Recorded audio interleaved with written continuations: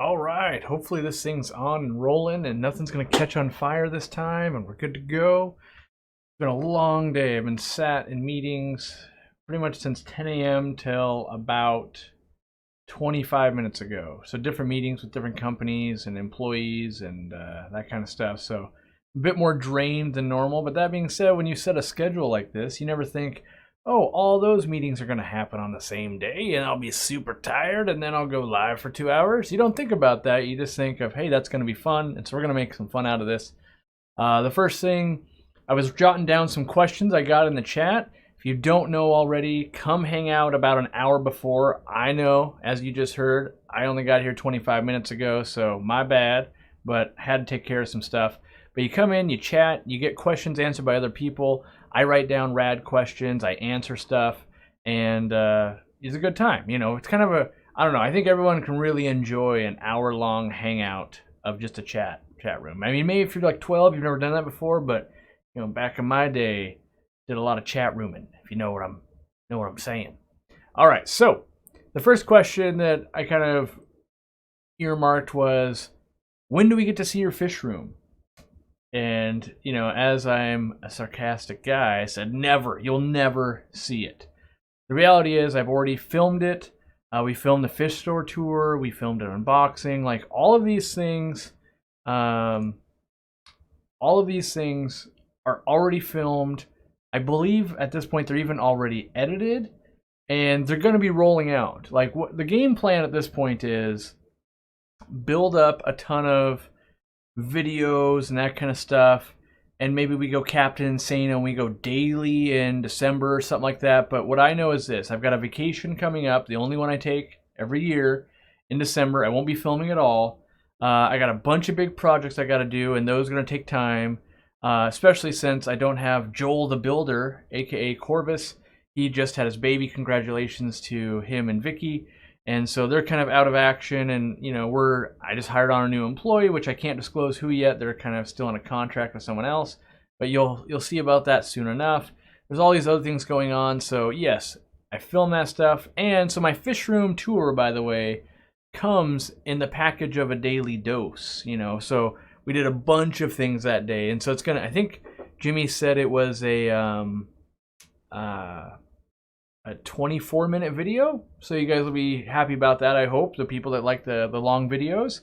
And yeah, so I'm just trying to do, you know, trying to do what I can do. That's really where we're at. And yeah, apparently someone's having sound issues. I don't know if a bunch of people are, or if it's just Bill there. Hopefully, I say hopefully it's just Bill and it's one person, not a bunch of people. Someone reminded me they just got their shirt, and I'm wearing the shirt, the Cooperative's Corridora shirt. It's kind of a cool little thing you can get out in Teespring. The big reason we have the Cooperative shirt is mostly so that if you're in a different part of the world, you can get one. That's why this exists, really, is so that other people can get it. Because otherwise, I don't really make any money. Like, I think I make $1 or $2, maybe, depending on how you get it. And in Europe, we're only charging 19.99 euros, and apparently European t-shirts are ridiculously expensive because there's not much money to be made there. But, you know, it's not about the money. It's about you guys kind of getting to be a part of something bigger and that kind of stuff. So, you know, I hope you guys take advantage of it. And I hope to see some of these in the wild, if you will. You know, it's always super fun to see that.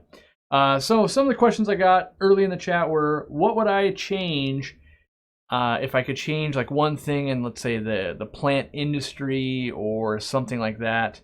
And for me, I think the thing I would change, if I could, you know, wave a magic wand and then in 2 years this change is implemented, because whatever change you make, it doesn't just happen overnight. But let's say we really were going to make something happen. The first thing I would probably do is try to make it so, how do we get it so that as a hobby, we will only buy submerged grown plants. So what that means is plants that have been grown underwater, as opposed to right now, we grow them out of water. And so what's happening right now is all the farms grow them out of water, and then we buy them, we put them underwater, they melt back, we struggle a little bit with them. And the reason why I want to take that part of the process out is when you're new to plants, that's like the hardest thing to learn is like, my plant's dying, I'm failing, I'm doing a horrible job. When in reality, it's just, that's doing what it needs to do. And a lot of plants get thrown away, a lot of money gets wasted. There's also the whole, in my opinion, parasitic part of the hobby, and that is the buy and die, which that's why we don't sell bunch plants. And I know like all of our competitors do. Bunch plants are crazy cheap. And when I say crazy cheap, I mean they're like under $1, right? And yeah, they get sold for $5 and people make a lot of money. The problem is when you bind up all those stems together, they start rotting out, they don't really start rooting, and when you ship it to a new customer, they don't know to undo it and spread them out and do all that kind of stuff, right? And so that leads to failure, that gets people out of the hobby, all that kind of stuff. So I'm against bunch plants in general, especially immersed grown bunch plants, because it's got like an extra layer of gonna die, and you almost have to like get lucky to have it live. And I'm not saying that advanced growers can't convert it. It is very easy to convert them if you know what you're doing. But when we're trying to build a hobby, I think that's one of the biggest things. And so if we could start off with, and it's kind of one of the, I guess, one of the reasons we get some sayings going, like if you can get locally bred fish or plants from a friend and that kind of stuff, you're just so much likely to do better. And that's because, like, if I go over to, as Corbus is in the chat, if I go over to his house and I steal some of his African furnace bulbitis, and then I walk over and I put it in my aquarium, it's already been grown underwater, it's used to it, it's going to do really well. Where if I order it in and it's been grown immersed, and I try to submerge it, it's going to kind of basically suffocate and die back a bit, and it's going to be really hard to get it to take hold. And I just think we could eliminate that, but it's a two-step process. So we can ask the people that are growing it to do all of that, right? On their end, we have to reward them as well. We have to pay more money for it because we know that growing a plant underwater is slower. There's more risk for algae. There's just more risk involved as a business. And so if we want that and we think it's actually good for the hobby, which I do believe it is good for the hobby, we need to reward them by paying more money. And so now, is that $1 or $2 more? Is that $20 more? That's really hard to say. I don't know where the whole thing would settle out, you know, kind of worldwide and that kind of stuff. But if I could make that change, that's the change I would make, is that we all get to deal in submerged grown plants. We'd be able to buy Java moss that would actually live in our aquariums, and we don't have to like get it from a breeder or a plant club auction or anything like that. We could just buy it online and enjoy it. So that's the change I would make. If it was up to me and it could just happen, I would make that change. I think that's a good change. But yeah. So I'm going to grab some questions out of the chat and mix them in with the stuff I've got written down. Have I dealt with a disease called columnaris? Could you share your experience with columnaris?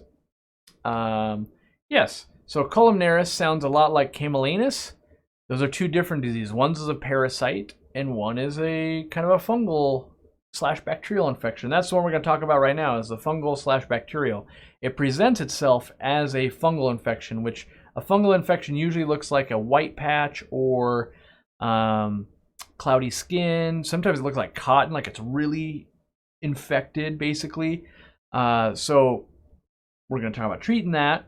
So the first step is we need to get rid of that fungus. And so I like to use like Icex. Icex is a great antifungal ingredient in my opinion.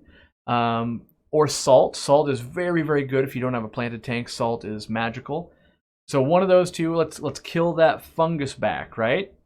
But what we leave behind is an open wound, and that typically gets infected with a bacterial infection. So I like to follow that up with erythromycin. Now, in very mild cases of fungus, erythromycin can actually be the 1-2 punch. It can get the fungal and the bacterial portion.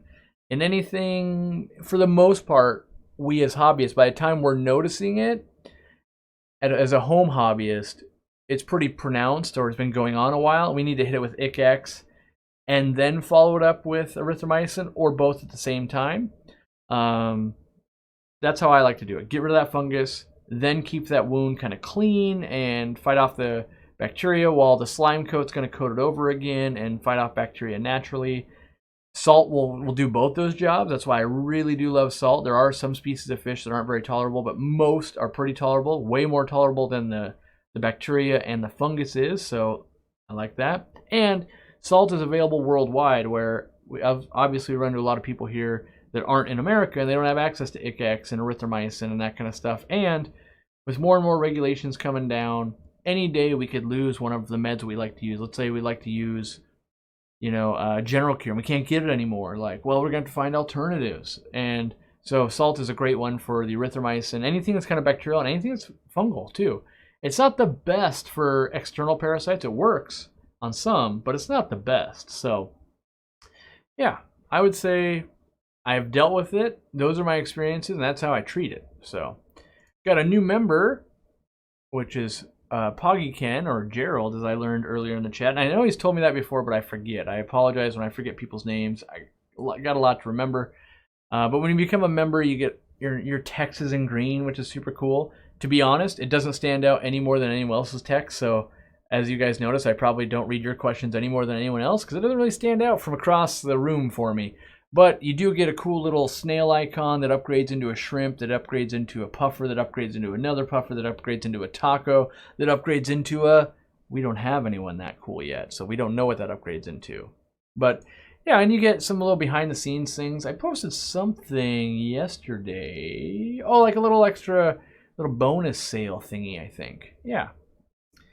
So Megan Ness just fought off ick. What would you use to establish slime coat for fish again? I would use one of two products, either Stress Coat by API or Hikari Ultimate. Both of them have aloe in them, and that's just going to help kind of recoat the fish. And if you really want to do it, you can pour it directly onto open wounds and that kind of stuff. You can kind of catch them in a net. Now, obviously, you might have 700 tetras and you fought ick off on the whole tank. This doesn't make sense, but if you had like, oh, I've got an African cichlid and he got a wound on him, and man, I want to make sure that stays clean. You can kind of catch them in a net, and you can literally like just pour it on there and just let it kind of be there. Another great tip, which I haven't shared in a long time, if you're an African cichlid person and you strip the fry out of your Africans, I learned this from my old boss. Coat your hands in slime coat. So you coat your hands in slime coat. You catch the fish in the net. You get it kind of sitting there. Then you pour some Stress Coat in your hand, you coat your hands in it, and then you grab the fish, and so while you're holding it, you're putting slime coat onto it, and then you open the mouth, you let the babies out, and then you release it. You just hit it with dry hands, its slime coat attaches to your hand, and then you release it back in the tank, and now it's got the possibility of getting an infection, that kind of stuff. So yeah, it's every product in the aquarium world, for the most part, has a really good use. We as hobbyists just don't know that really good use or don't use it that way. Like there's, I meet people all the time, they're using Stress Coat, and they're using Ultimate, and they're using Prime, and they're using Stress Zyme, and they're using Night Out. Like all in the same tank. You're like, wait, we're overlapping like so much stuff. We don't need all of that. In the right instance, all of them are useful, but all of them together, not so useful. All right, Joseph with a $5 super chat. Hey Corey, would love to hear all about your rice fish. I recently got a dozen online. I'm loving them. Any tips for keeping them? Mostly densely planted. Feed lots of smaller foods. Like I treat them as like they're a nano fish. So frozen cyclops, my fry food, rapashi floating on top of the water, crushed up flake food. Trying to think of what else. Like just all those small foods all the time.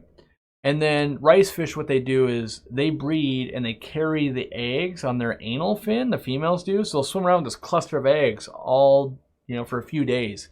Then they'll eventually brush up against the plant and they'll leave them there. They hatch out from there. Then those babies are looking for very small food. And if we're feeding ton of these little like fry foods and crushed up flake and cyclops, really easy for them to find that food. And if it's very dense, the adults have a hard time chasing down the babies. And so you get, you're raising up fry, and that's what I did outside. I've got the platinums and I've got the oranges. They're still outside. Made lots of babies. They're actually updated in the day in the life of or whatever, like the all day thing. I did all the ponds, the new koi pond. I did those two. I did all the tanks inside. I went to the store. I filmed an unboxing that day. We went and picked up shirts. You get to see that cool place. Like you get to see where we have our shirts made and kind of learn a little bit more about like who we like to partner with and that kind of stuff. But all that'll be included in there. So yeah, rice fish are awesome. I love them.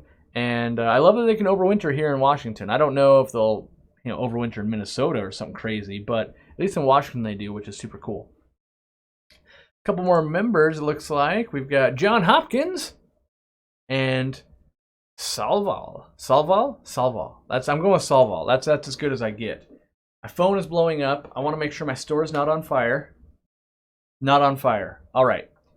It's actually an old customer. So this is legit. I don't want to show you because I don't want their name shown.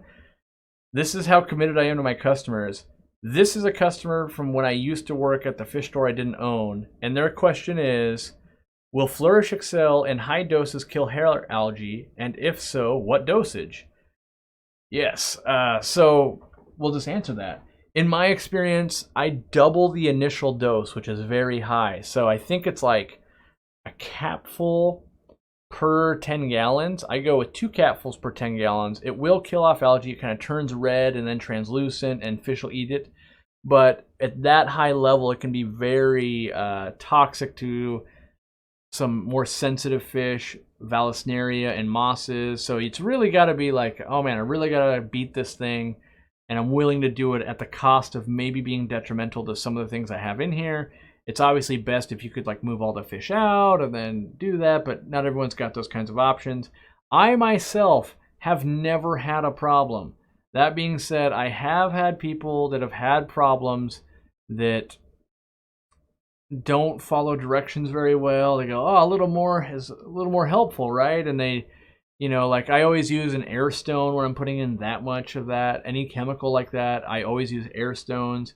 And yeah, there's ways in which you can get into trouble if you have a system that's not running very optimal. Like if you have a system that's about to crash and then you do something catastrophic like this, or like major like this, it turns into a catastrophe. And so if you have a really strong system that is miles away from crashing, and you do something like this, it just goes, oh yeah, we can handle that.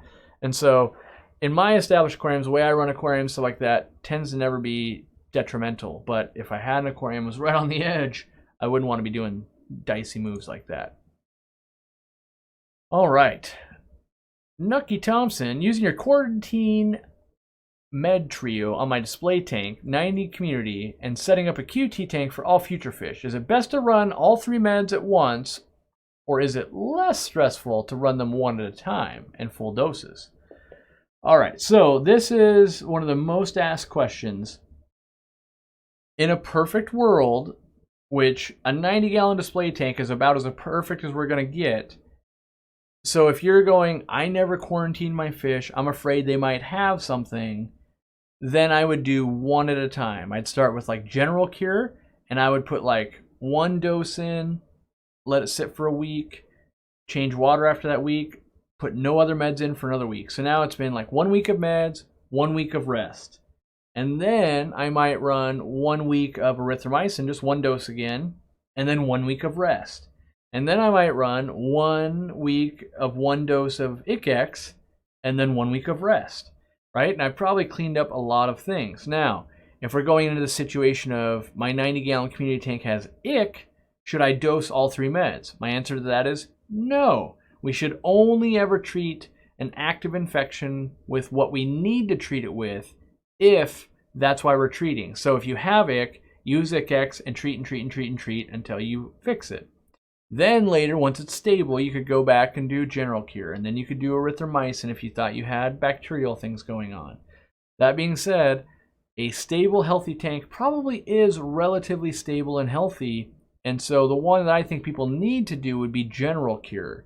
The other ones, if it looks healthy, it probably is. It's really hard to diagnose internal parasites for a lot of people. So that's the one. It's very common, and I recommend go ahead and do that. The bacterial infections and fungal infections, we can usually spot them, so I don't know that we necessarily need to prophylactically treat those if we already have an established tank that's been going well for a long time. If you're losing fish and it's a mystery, yeah, that makes some sense. So I know it's a little bit hard. The problem is there's no one size fits all for that kind of thing. And so I can't just make one recommendation that's always going to work for every type of fish in every scenario. And so it's a little bit difficult to navigate. But once you get it, you kind of, okay, I could work with this. All right, I know I missed some super chats here. I will try to get to them as soon as I can. Ms. got some guppies off eBay. They said Delta, but how would I know if they were mosquito fish, which are technically guppies? So mosquito fish are not technically guppies. They are Gambusia. Usually you would be buying Gambusia affinis, which is a completely different species than Posilia, Posilia reticulata? So, like, maybe female guppies could look similar to a Gambusia if you didn't know, but it would be very obvious in the males. Like, males would have a ton of color on the guppies, and then the Gambusia wouldn't. Typically, also behavior, Gambusia are very aggressive, and guppies aren't. Other than that, posting it up to Facebook and letting someone that has kept both species identify them for you, they're pretty easy to identify between the two. So I would post up somewhere, maybe even Aquarium Group Support, our Facebook group, post it up there and go, hey, are these Gambusia or are they guppies? And then some people will chime in, and you'll probably get two people saying each one's each, and then you'll get a tiebreaker going, okay, yeah, it's guppies because X. And I would move on from there. But yeah, I mean, that's one of the risks of buying fish online. Like, I have that problem when I bought teacup platies and I got red swordtails. Like, they're big enough, they've got swords. They've been breeding with the turtles, but they clearly were not teacup platies. So, you know, you get access to stuff, but you don't always get access to people that are necessarily honest. You know, there's just that part of it. Alrighty, let me find, what was I looking for here? Oh, right here, the super chat window. Once I get through these super chats, I'll get back to some questions I've written down. Cassandra is saying, loving the live streams. Thank you. Well, I'm glad you like them. I enjoy doing them now that I've kind of settled back down into, like, we're going to do this. We're going to get back to old school, doing what we do. I do enjoy it. I am carving out time for this. And yeah, so glad you guys are enjoying it. Mike's got a question saying, I'm setting up an L134 tank. So if those of you that don't know, that would be the leopard frog plecos. Looked through the Ignis book, but I'm still unclear on circulation. Should I use a power head or a circulation pump? Is it overkill? Well, you don't have to have any of those, and I'm not sure you're going to see a big difference between a circulation pump or a power head. I would say just pick one, have some good flow, keep a good tank, and that's all you need to do. I'm not convinced that one of those is going to prove way better than the other. There's some people that'll say, well, you got to get the caves at a 45-degree angle, get that water blowing by, and that's going to help. I'm not sure I could say it helps. I definitely couldn't say it hurts, but I think a lot of it is like just setting up a tank and putting in the effort, and you'll reap some of those rewards. I missed one from Bay Aquatics. What could cause pearl or cataracts and blindness on an eye? Damage, so kind of scraping the eye can cause it to heal over where it gets damaged. Ultraviolet light, so like a black light. Like, that's one of the things you never want to do. You don't want to keep a black light over an aquarium. It makes you go blind. Well, makes the fish go blind. Even though they'll look really cool, it makes them go blind. There's even some research that a lot of our aquarium lights actually make fish go blind, but that one's really known to do it. So those are the main, mostly it's a damage thing. Like, oh, it got hurt, and then it kind of healed over. What are my tips for a first-time discus keeper? I haven't gotten them yet. All right. My honest tips are,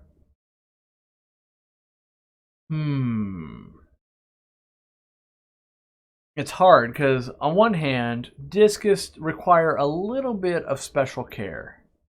That being said, if you were to go to discus groups or the Facebook or like the discus forums, that kind of stuff, they're so fanatical about it, that's not right either.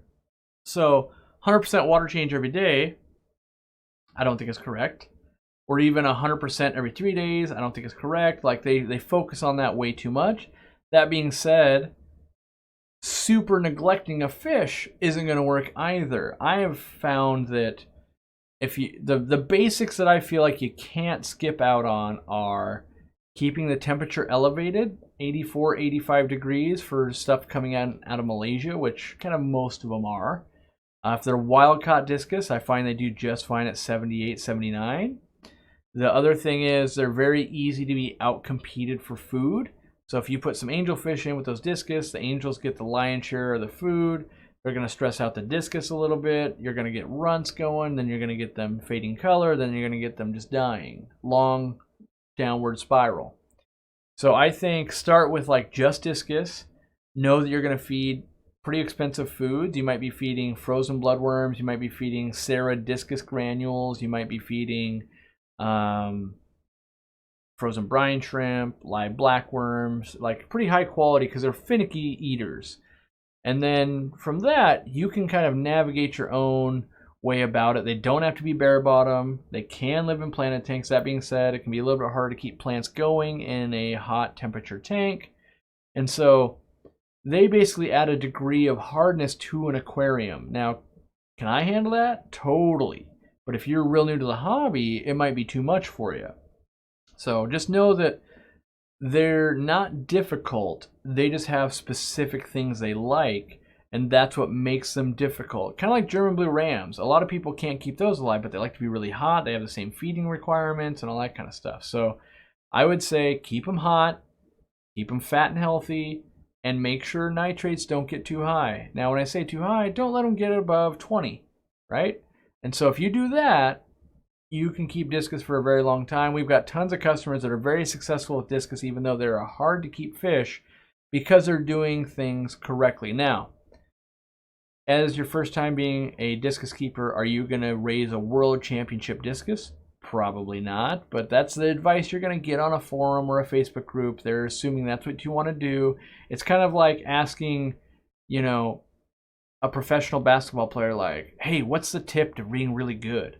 Like, he might have a tip and you're like, cool, I don't even know how to shoot a free throw. Like, it doesn't even apply to you. And that's kind of where you're at, of like, cool, don't get tips from the top level. Try and just get like, what's the bare basics here? Like, oh, okay, that's a basketball. Okay, the hoops are generally at 10 feet. Okay, I can see how that goes. Okay, this is the standard length for the free throw. Okay, you know, you can learn some of those basic rules, and then you can start learning the advanced strategies. All right, I'm going to take a break from Super Chats because I don't want to make it so I only answer Super Chats, because I feel bad when those who don't pay money don't get any questions answered. Not that, you know, someone is more or less deserving than another. I just want to make sure that everyone feels like they've got a fair, equal chance here. We'll answer all the questions all the time. It's all I can try and do. Let's see.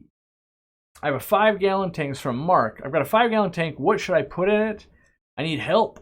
I would look at some of our videos we have, like best fish to put in a 5-gallon, kind of the nano fish. I would look towards some of the nanos. I would look towards bettas. I would look towards maybe frogs. I would look toward a shrimp tank. I'd also look towards just a planted tank with some snails. I think those are all very decent options. Alrighty, let's see here. Has anyone seen Dark Knight Rams for sale yet? They're for sale in Canada. We've got them in the U.S. Dean's breeding some. I don't think he doesn't have any for sale yet. They haven't hit my store yet. I'm sure there's other people in the United States that have them. I haven't really seen them kind of like taking over the market on eBay or Aquabit or anything like that. And usually I see that kind of stuff because I start getting questions about it all the time. Like, hey, I just got Dark Knight Rams and this illness is going on. What should I do? And so I end up answering those questions all the time. That's how I know they're starting to really show up. But I haven't seen that too much. All right. Really low pH made my bass eye cloud over. Raising the pH fixed it. Yeah, so when I say damage, that like, so when pH goes to really low, you're making acid. And if I put acid into my eyeball, it's going to damage it. And so we just don't think about it like that. We think about, oh, it's just pH. My pH was off. Well, it's like, yes, but like if your pH is off because you have stomach acid in your throat all the time or your teeth, eventually your teeth would rot out, right? Because it's like it's so acidic, it eats away at the enamel. kind of the same thing goes on in an aquarium. Very acidic water there's pH burn. That term exists because it can actually start melting the skin of a fish, and it can definitely damage an eye. And that's why having slime coat and that kind of stuff is important to help buffer us against some of that stuff. So, alrighty, I'm going to jump back into this question. This question was, if I was to be a high up, kind of a CEO at a company or something like that, like a Phoenix or Fluval or that, like what would I change? So I was having a great lunch discussion today, not with a CEO of a company. I did talk to a CEO of a company earlier in the day in a meeting though. But we were talking about how we actually get people to stay in the hobby and that kind of stuff, and I think that's what I would change. I would change that, like, the outlook of a customer. I would try to figure out how do we make the outlook of a customer not be a finite time. So what that means is, even right now, I know people basically have a buying cycle in the hobby and that kind of stuff, and I know it's important to get you guys to buy every 40 days or so, like customer recency and all that kind of stuff, and we're looking at it from that. What we need to kind of look at from a much bigger picture is, how do I keep you in for 20 years instead of 2 years? Like, at a certain point, it becomes cheaper to find a new customer than to keep a customer. A customer that's been your customer for 20 years obviously makes you more money because you only had to find them once, but there's some weird stuff about that. And so, like, if you're the owner of a PetSmart or a Petco, you might want to just get as much money as you can out of them in 6 months, and then if they leave the hobby, that's fine, because all your marketing is targeted towards new people coming into the hobby. But what if we like re-diverted some of that, and so it's like, okay, we're trying to bring people in, but then we're spending I don't want to say a lot, but let's say right now, and I don't know these numbers to be a fact, I'm just making them, but let's say 100% is marketing to get people into the hobby. What if we back that out to 30% to get people in, 30% towards from getting in to getting their second or third aquarium? Like, so that would be educational stuff, like how do we teach and train and keep the passion alive and get them involved and all that. And then 30% would be the person that already has 6 aquariums, been around for 5 or 6 years. How are we making their hobby still cutting edge, still fun, still new, getting them to try new things, not just being, I'm a cichlid guy, I've kept cichlids for 40 years, and I still keep cichlids. How do we get it so they went through cichlids, they went through planet tanks, they went through South American cichlids, and then went back to Africans, and then they went to goldfish, and then they became a shrimp guy, and then pretty soon they own a saltwater tank. How do we get them to do all of that and enjoy all these things instead of like focusing on one?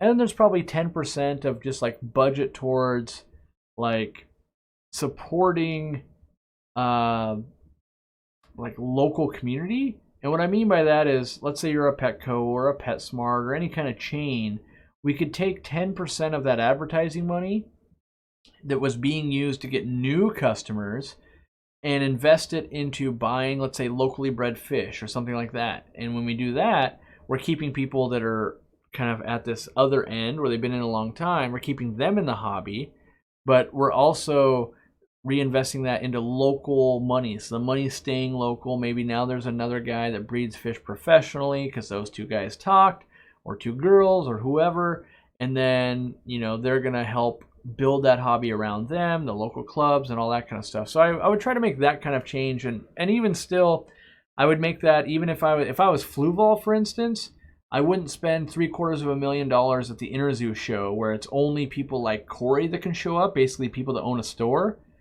Why not spend $750,000 at Aquatic Experience? And even then, I would say, let's not even spend $750,000 there. How about we spend the money you were already spending, but take that $750 million and let's make and develop new products. Let's do school outreach. Let's do a lot of these other things. Like, here's one of my biggest questions. So if I'm Fluval and I have the Light app, so you buy their Light and you got an app and it links to their YouTube channel, why doesn't it link to some other YouTube channels? Why doesn't it link to a podcast? Why doesn't it link to an aquarium calculator to figure out how big their tank is? Why doesn't it link to all these things that could be resources? Instead, all it links to is themselves and their product. Like it could even like what I try to do is I try to expand what we offer. So obviously everyone knows we sell plants, we sell lights, we sell food, we sell stuff. Everyone knows that. Everyone knows we're online. But what people don't always know is that we have like the find your local club list and that we update it all the time and it takes work. Like we're trying to make that happen, right? We have the podcast. We invest in other podcasts like the Aquarius podcast. We sponsor that. We're trying to get that other podcast up and going. Like we try to help other things be successful. We invested in Heiko Blair's app. We've invested in the Amazon. We invest in Project Piaba, the Amazon Research Center. Like we invest in all these things where we have nothing to gain. And we do long term. Like obviously if the hobby gets huge, that's beneficial to us. There's nothing wrong with that. But the goal is that we're trying to be an information source and actually help. That's the thing. Like this new person we hired on, they're going to be at a very high level in the company. And it's very important to me that they understand, because they're coming from a place that is very money driven, right? Like typical corporate America, got to make money, got to make money, got to make money. And their ideas will make us money. Cool. But I need them to understand it's not all about money. We make decisions every day. Like, so I asked this of my employees. The decision we just made, did it make the customer happy or did it make us happy? And, and what that might mean is, did we offer a refund? This isn't explaining the situation right. All right, so I got to use a real specific example to illustrate the point here. So let's say you buy a plant from Aquarium Co-op, us, and it arrives to you, and you bought 3 of them, and one looks super crappy and is gonna die. Let's say that's the scenario. There's a lot of ways we can fix the problem, right? We could refund you the price of one of those plants. That's what most companies do. They go, we'll do that. In my opinion, that satisfies us, but does not satisfy you, because you wanted 3 plants. You would have ordered 2 if you only wanted 2. So when I ask my employees, I go, does that decision we just made, does that satisfy us, or is that satisfying the customer? And so to satisfy the customer, if I was that customer, I would think, man, sure would be nice if they just shipped another plant out. I don't have to pay shipping. I don't have to do any of that. So that is the correct decision, is ship them the 3rd plant that they should have gotten, that should have been good, and we ship it on our own dime, and then we move on. Like that's the correct decision. Now, plenty of companies just go, well, we'll just refund the money on the stuff that fails. And I just don't believe that that is a good solution. It's a solution. I just don't think it's the best solution. And kind of the same thing when I'm trying to illustrate this, like we make decisions all the time that from a financial standpoint seem amazing, like we should do that, but from a customer service or what's right for the hobby, we don't do. Like there's plenty of companies I won't work with because of that kind of stuff.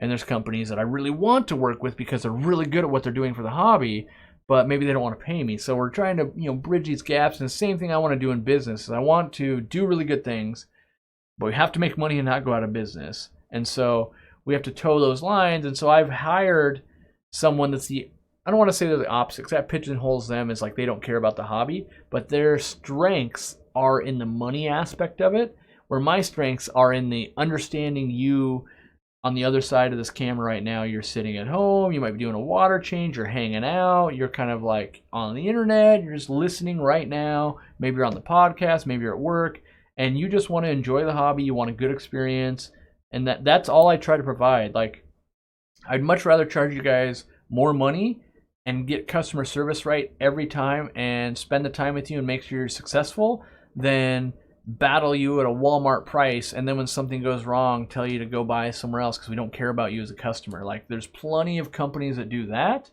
Not very many companies on the other end. They're like, look, you start giving us your money, we will help you, we will help you, we will help you. And that's what I try and do. And I do it even with people that aren't giving us money, but there has to be something. Like, I can't dedicate a bunch of employees to answering emails when no money's rolling in. Like, that just doesn't work. And so we're constantly, this is a weird balance. There's no game. There's no like plan we can follow. Look what they're doing. We'll just do what they do. We end up doing stuff that's different. And so so if I was the CEO of Fluval, right? And we spent $750,000 to be at Interzoo, why not take $750,000 and let's hire 10 fish nerds that really know their stuff and is good at customer service and give them $75,000 a year and have them work for Fluval just answering questions, and that would help the hobby immensely. 10 dedicated people to help hobbyists, that would have way more impact to Fluval's bottom line than what goes on at Interzoo. What goes on at Interzoo? There's girls on top of the bar. There's free drinks. There's free food. There's all these things like that. Didn't make me buy Fluval anymore. You know what makes me buy Fluval? Their warranty, the way they design products, that kind of stuff. You know, what would make me buy Fluval even more? If they had even better customer service. If their products were even better, right? Like that.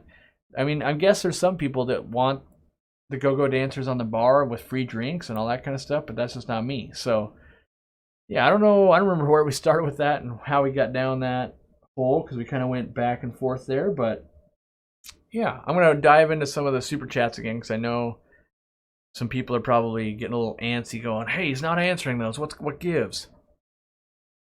All right. How important is softer water to cories? In my opinion, not that important. Like, I see a lot of people keep corridors all around the country. Some people have very hard water, some people don't. I'm not convinced that it's super critical. That being said, to maybe breed them, it could be on some species. Some species that are wild caught are going to be a little more sensitive than other ones. But in general, keeping good water quality in terms of relatively clean, it's the right temperature,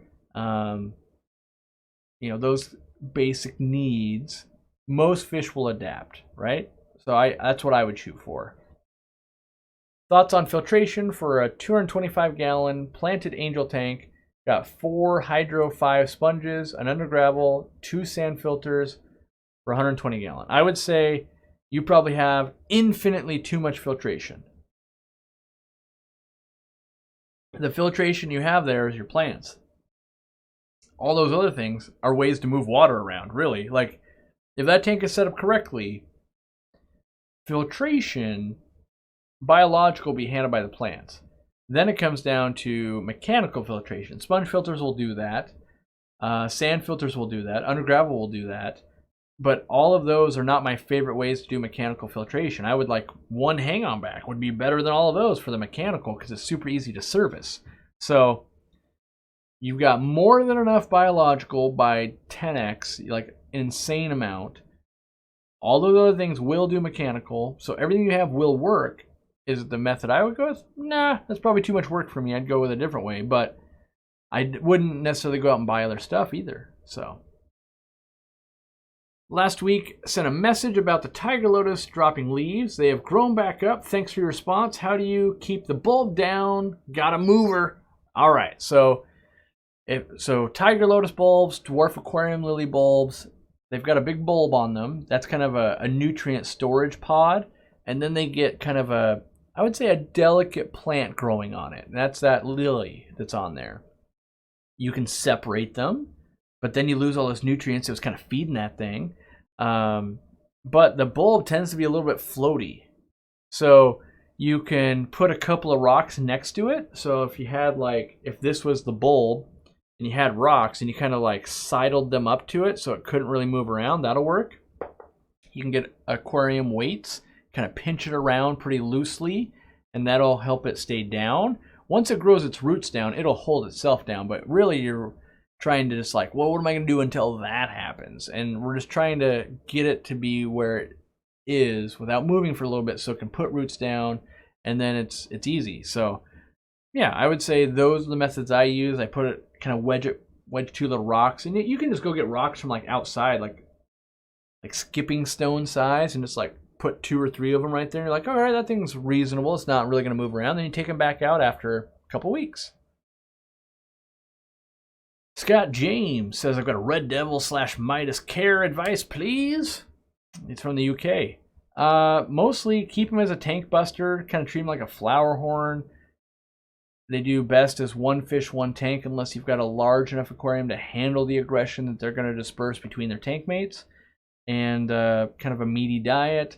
It's really easy for them to get whole in the head long term, so make sure you're varying that diet. Don't feed them just feeders, varied diet of dry foods, and enjoy them. Midas are very, very personable fish. They look great and enjoyable. So, you know, I could keep one. You know, I definitely like them, but I've not kept any yet. So, personally, like we've had them at stores and that kind of stuff. How do you successfully use CO2 tablets? Part of that is going to be having... All right, how do I explain this? So, CO2 tablet, you put it in water, it reacts and releases CO2.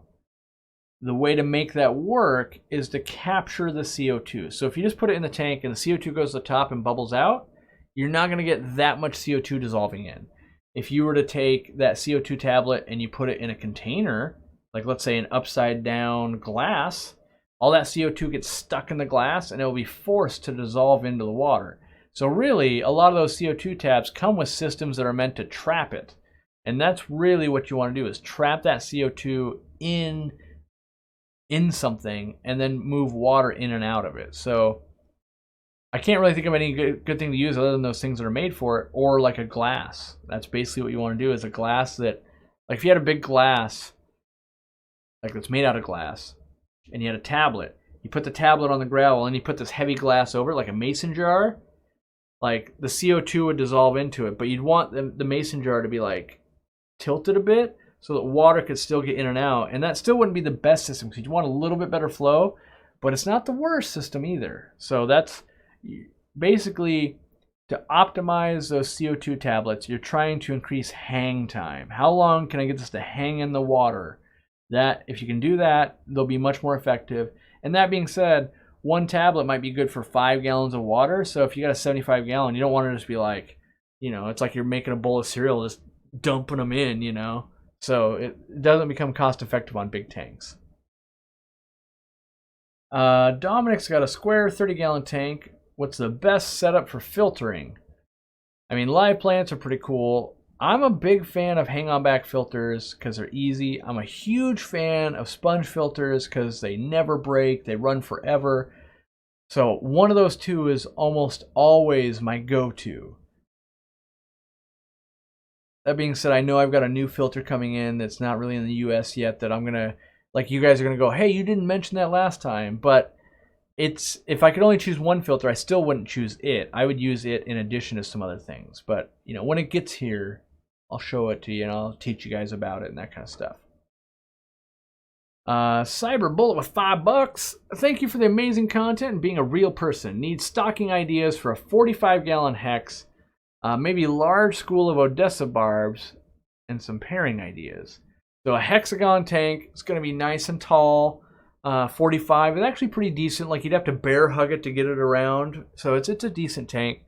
So you got the school of Odessa barbs. They're going to be kind of a red and black stripe. Then it's like, what's going to be visually appealing besides that? Now, here's the unconventional thing I would say. Get yourself a bottom-dwelling cichlid, like maybe Lalupi or shell dwellers, something like that, and you're going, wait, you're mixing those with the Odessa barbs? Well, Odessa barbs like higher pH and harder water too, so that could work out really well. If you want to stick to more of a community tank, maybe you get like some Epistos or some Rams down low, maybe some Coriodoras, and then you get like, I'm trying to think of the showpiece fish, because the Odessa barbs can be a little nippy if they want to be, and they're going to dominate food pretty good. I'm trying to think what my, like, ooh, man, that guy's pretty big, and that 45, he sure is cool. I might go with, like, maybe a rainbow shark. Maybe I'd go with, like, an elephant nose also. Like, I'm trying to think of what other some cool stuff that I would do. Like, I personally would be like, oh, that's a dope tank. I like that.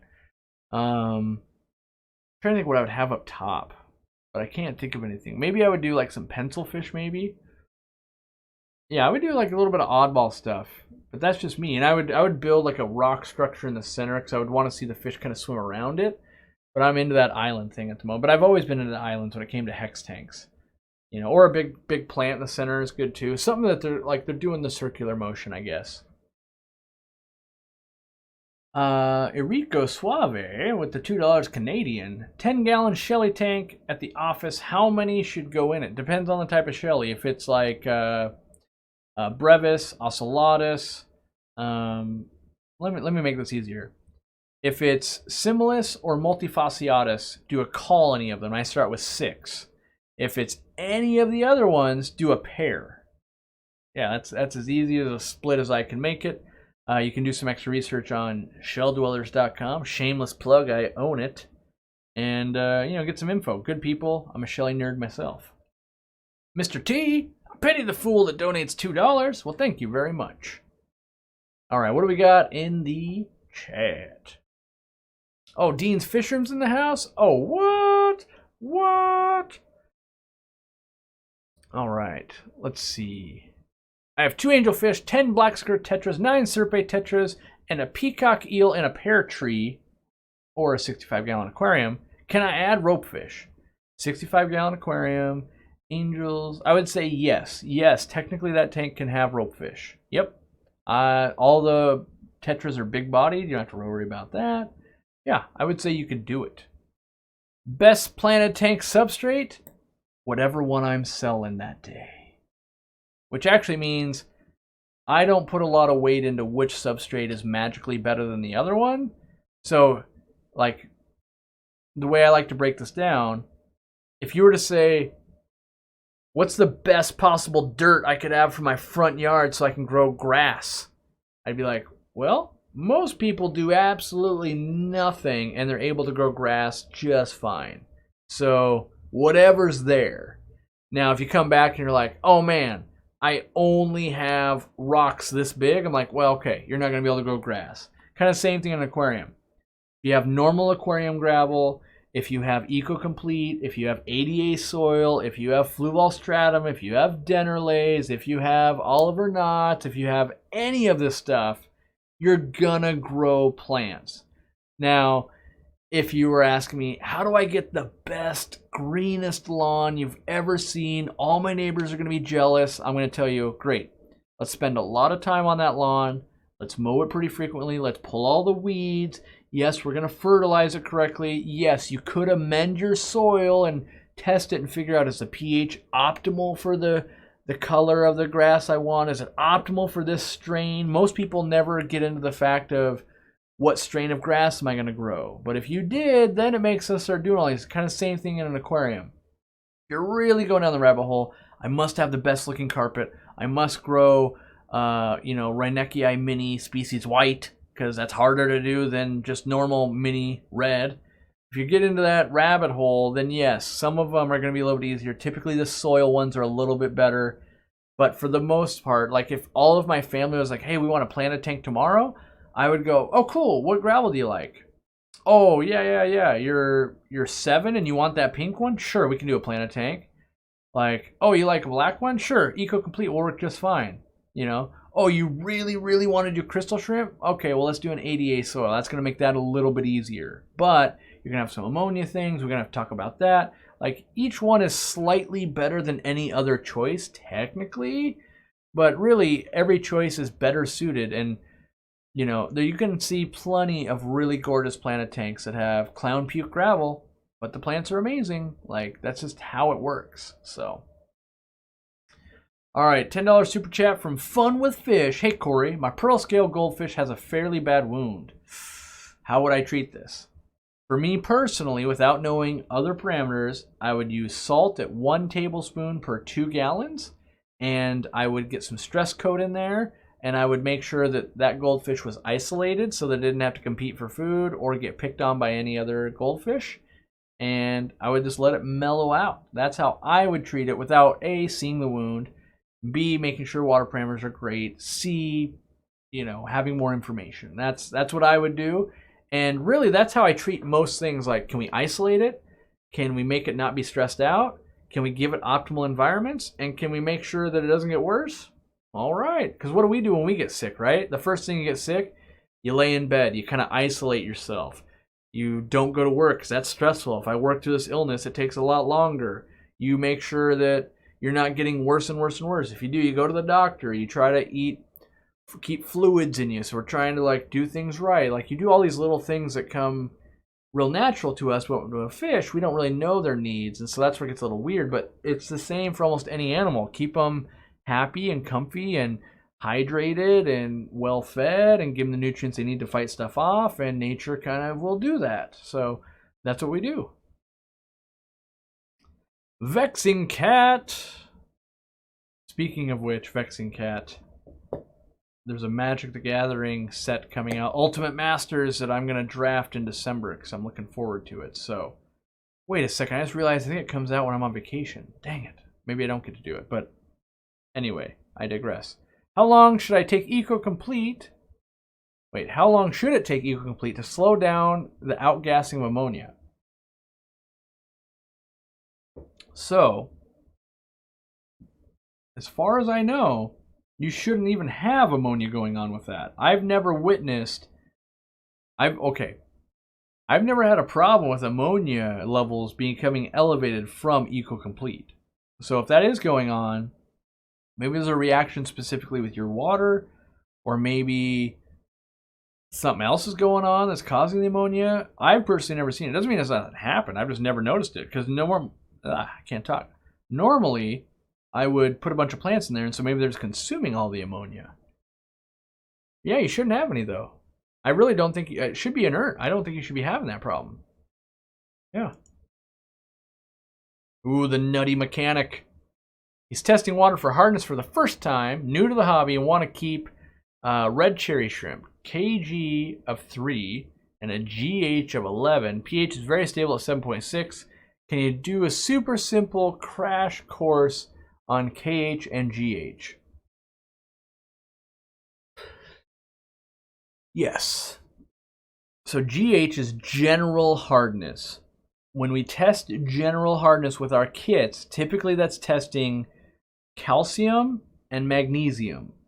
All right? So let's understand that. General hardness is the measure of how many minerals are in water, but the way we test is typically only calcium, magnesium. KH, kinetic hardness. Is that kinetic hardness? Yeah, I think it is. Anyway, my brain is not at full capacity today. That is buffering capacity. So how many free ions are in the water? How much nitrates can we make? That kind of stuff before it's hard to make this a simple subject because it's a complex subject. When we convert ammonia all the way to nitrates, it creates acids. And those acids need to bond with another ion so that they don't make the water more acidic. So they neutralize each other. So you've got the byproduct of the nitrate, which is going to be some acid. You've got the KH. They have a baby that says, hey, we don't move the pH. Great, we love it in an aquarium. Now, if we don't have that KH and we just make acid, we build up acids, pH goes down. All right? So, yeah, that would be the crash course in it. So when we are adjusting it, things like equilibrium or mineralizers for crystal shrimp and that kind of stuff, typically we're adding calcium, magnesium, raising it up, or we could be taking it away with a DI unit, an RODI. We can take minerals out. And with KH, the best way I like to buffer it is with crushed coral. That's why I run crushed coral on my tanks. And you basically just never want to run out of KH. And general hardness 11 is decently high, like crystal shrimp with like a 4 if you're going to breed them and that kind of stuff. But it's just a measurement. And one of the things to watch out for is you could say like, oh, my GH is 11. I shouldn't have any problems with shrimp molting. But it could be magnesium and not necessarily any calcium. So that's one of those weird, tricky things, just like TDS of, yes, we can measure that things are in the water, but we don't really know exactly what we're measuring. And you've got to be careful with those kits a little bit. So, all right, did I miss any? Any tips for hot rodding a filter on a Fluval Chi? The Fluval Chi is the one that comes up out of the center, I believe. I've never hot rodded one because I haven't kept one personally. But if I did, it would be maximizing the amount of sponge in that little thing, because I think the water rises up, and you had that tray you could put in there and like grow plants, but I would probably just put more sponge there. That's what I would do. That without seeing it in person, which that's the project I'm working on, is optimizing filtration, but more sponge or more bio rings or gravel, that works too, but gravel's harder to clean than a sponge, so when it's up in that little tray. Carbonate hardness, yes, not kinetic. Carbonate. May as well be kryptonite tonight. I can't remember it. Good call. Yes. Can I explain what crushed coral does? Does it buff pH to a certain level, or does it raise it the more you add? Well, kind of both. So, how do I explain that in a way that everyone will understand? That's the hardest part of my job is, can I explain it? Yes. Can I make sure most of you guys in the chat will understand it? That remains to be seen. So, if we have, all right, I'm going to use an example of, we want to build a house. So imagine the perfect pH is your house being done, okay? Right? So the end goal is we want our house built correctly and it's done. Crushed coral is the workers, right? Now, if I have one worker, will that get the house done? Yes, eventually it will. It might take one worker 2 years to build a house start to finish. If I have 200 workers, it might only take them 3 days, right? Kind of crushed coral is the same way. Now, if I have 200 workers, but I can only afford to build one house, no matter, even if I have 200 workers, I still only get to build one house. That's kind of the way crushed coral works. If I only need to get to 8.0 pH and I have 500 pounds of crushed coral, I still only get to 8.0 pH. I just get there a lot faster than if I had 1 pound of crushed coral or one worker, right? Because I can still only afford one house. So crushed coral, the more you have of it, the more surface area it has, which means it can interact with the water on a faster scale, so you can raise that pH faster.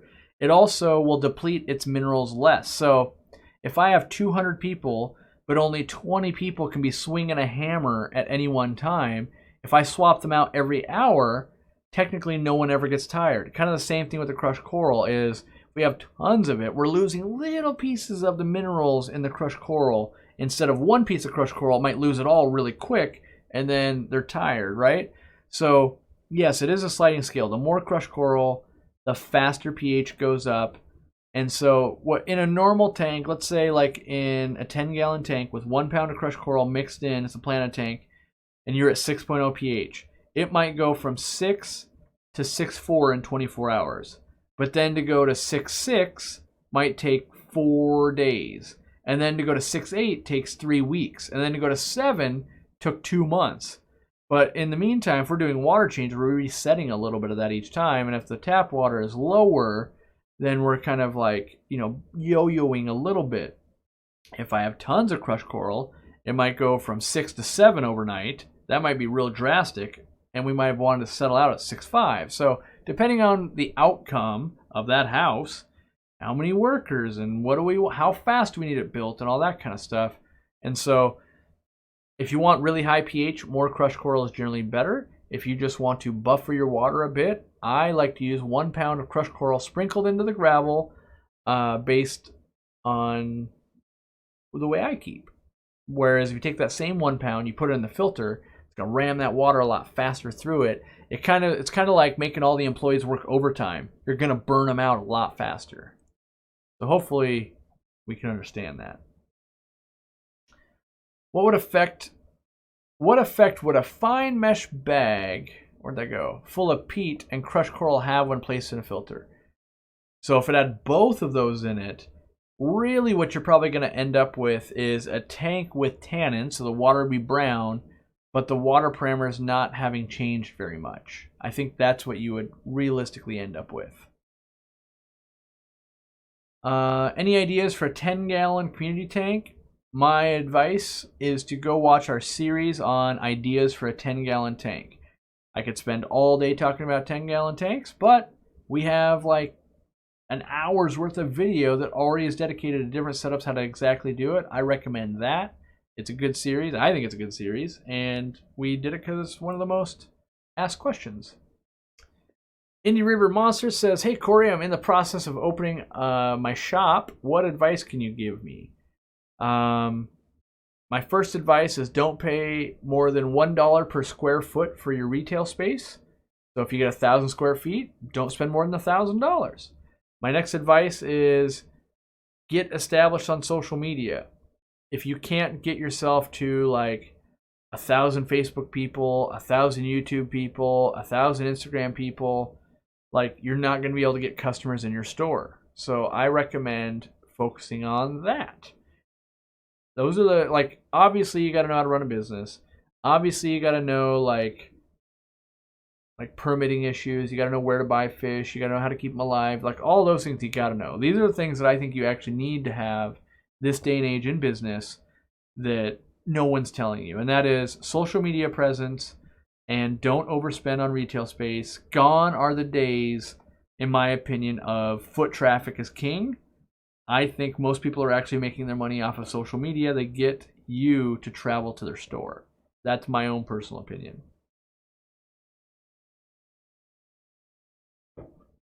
Dark Fox says, love from New Zealand. There's more than one New Zealander. Crazy. Chicken Joe. Our Venustus, which is also known as a giraffe cichlid, it's an African cichlid, for those of you that don't know, has lumps growing on his fins. He's got one that's dime size on the dorsal. That's kind of the top fin there. Looks tumorish, and the other lumps are the color of the fish. What is this? I don't know. The reality is, some super fish nerd would be like, oh, that's lymphoma, or that's this, or that's that, or that's that. I know it as a tumor, and in my experience with African cichlids, reducing stresses, I can actually reduce and get rid of tumors. So, I would quarantine that guy off, feed him really well, take the stress out of his life, keep the water super clean, and over 6 months, you might be like, that dude doesn't even have tumors anymore. Awesome. That's how I would approach it. When he has to compete for food and it's stressful, it exacerbates those kind of problems. So that's what I would do without seeing it. I don't think you necessarily need to cut them off or anything like that. I don't know. Like it. Yeah, that's with goldfish and African cichlids.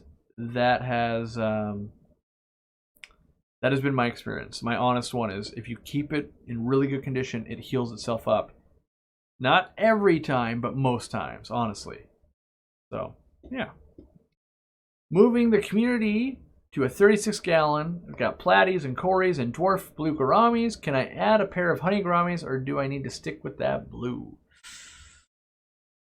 I personally would tell you to not mix those gouramis. Like, you could. Like, here's what I would do. This is, if I'm being completely honest, if I really wanted honey gouramis, I'd go spend like $15, come home with 3 of them, and if they don't work out over the next couple of days, I would hand them back to my local fish store and go, dang it, didn't work. That's what I would do if I honestly wanted them. That's what I would do. You know, some people might be like, well, you're moving fish around, you're exposing illness. Like, yeah, but you want that fish, and I want to see if it'll work. That's how you learn. Ooh, $5 Canadian. Just got a bag of 25 Barbados cories at my store by mistake. Tips? Thanks again. So keep them cold. They like to be a cooler water species. Those are insanely cool. Barbados cories is one of my favorite. If they're not colored up yet, the males will get really nice gold and black. Their pectorals get a little bit longer. But in general, don't let them get above 75 degrees. They can start falling apart on you. So keep them more like 70, 72. In the store, keep them on the bottom level of tanks. That's one of the easiest ways to keep them a little bit cooler. Keep them on the bottom. And cories down on the bottom, you're looking down anyway. They're a good place to be selling those either way. So, Ginger's got a 55-gallon fancy goldfish tank. Never had the gross brown slimy algae before. I've lowered light, added floaters, your Java fern on wood, reduced food, still slimy. Anything else you can do? So, Algae is the result of an imbalance between lighting and nutrients, right? Now, I can see you're attempting to fix that. But a lot of times people don't understand. They're like, well, I lowered the light. It's still growing. Maybe light wasn't the problem. Like maybe you had way too many nutrients, right? And then you added floaters. So you might be thinking like, okay, let's take out the nutrients. But what if it sucked out all the nutrients and now lighting's the problem, right? So the goal is like you can't just like take one away and it fixes it, or take the other one away and it fixes it. You gotta get them in sync. So with the current setup you have, which is floating plants and Java fern on wood, I would wager there's barely any waste left in that water because floating plants are really efficient. They pull their CO2 out of the air. They grab all the nutrients from down low. They're this far away from a light. They're really good at stripping water clean. I would wager you now need to put nutrients into that water, which is going to seem counterintuitive, like that's going to make it worse. It won't, and here's why. Algae, being a single-celled organism, can uptake anything pretty much. So if you have some phosphate in the water, it goes, great, let me eat that, I'll make some more algae. Where a plant, being a multi-celled organism, and the way it grows and photosynthesizes, it needs potassium, it needs nitrogen, it needs boron, it needs iron, it needs all parts of those to grow. And when you're missing one, so let's say you did water changes, you got a goldfish tank and you have 0 nitrates in the water. Plants can't really grow that well. Algae could still use anything else that's in that water to grow. And so that's how you get a point where you're like, why is algae growing even though I've done all these other things? So a better battle plan is, well, let's feed those plants. Let's get them growing really well. They'll start soaking up everything, and that algae will start dying down. And you could also get like a snail or a bristlenose in there. Even with those, they're goldfish. Get like a big Japanese trapdoor snail, or get yourself like a bristlenose and get them to be eating that algae, and then balance out that plant load kind of thing. And you'll probably go, oh yeah, now we're reasonably balanced. Alrighty.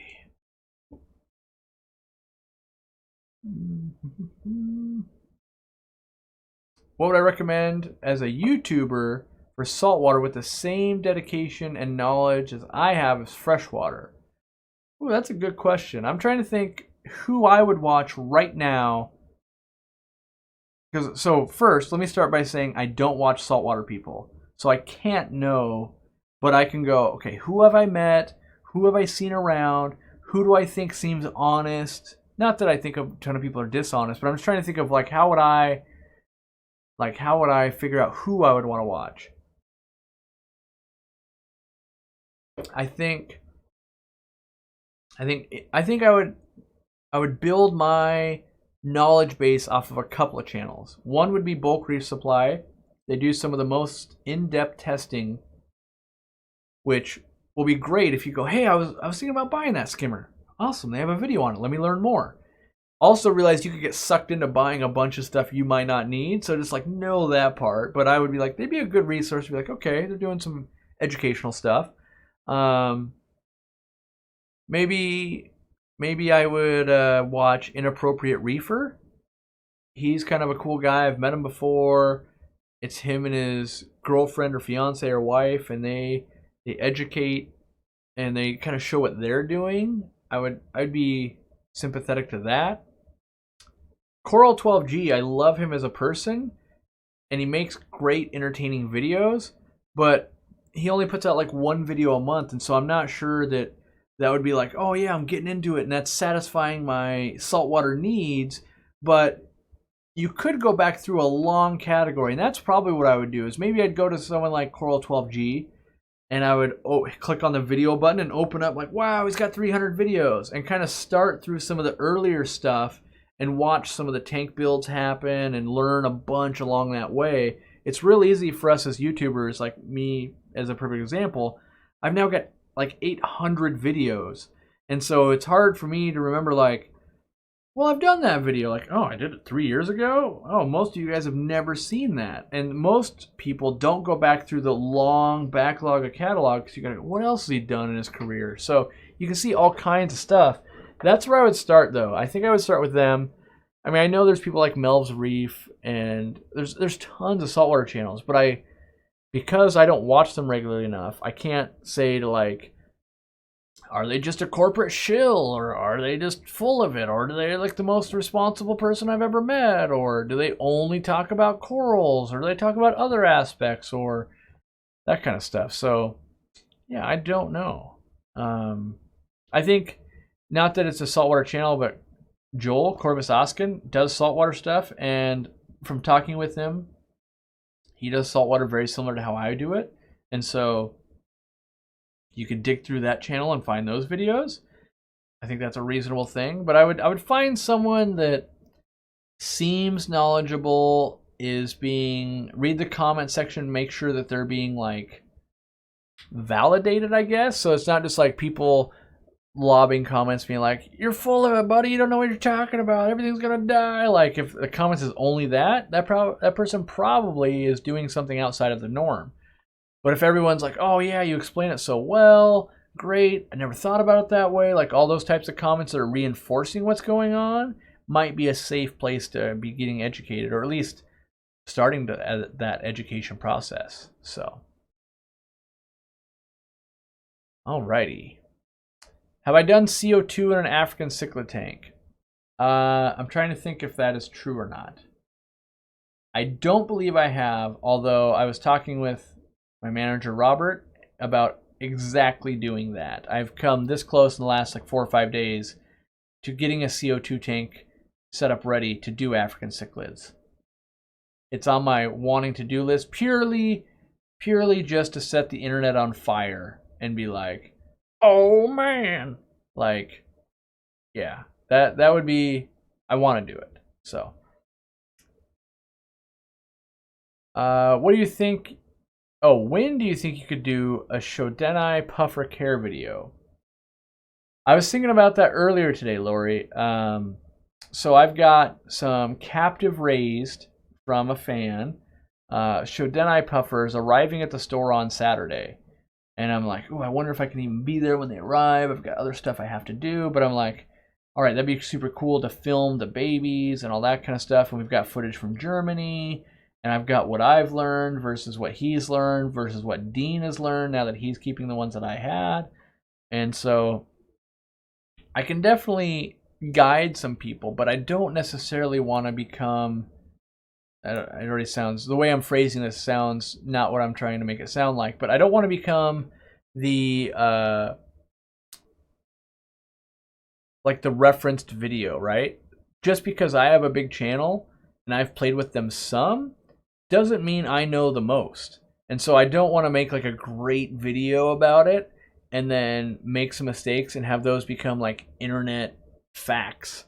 And so like I'm hesitant to make stuff where I really don't know that much. That being said, not a lot of information's even out there, so it's like, oh dang, well, you know, I want to you know, I want to do some stuff with that, but I'm not sure how to do it yet. That's really where it's at. And so I'm kind of just collecting segments and knowledge and opinions and like to try and do the best I can. So that's where we're at with that, like that kind of a project. Judy, it's a sad night. Your betta died. That's never good. To me, it's like, you know, I've got some very old dogs. I know that day is coming. It is going to crush my soul.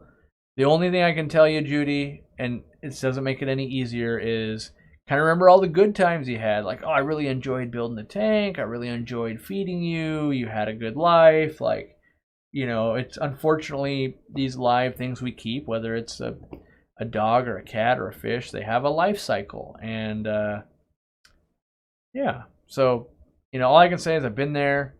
It sucks a lot, you know, and a lot of us have been there. So, you know, grieve, and the best thing you can do is keep another pet, do a good job, do right by it, and enjoy it.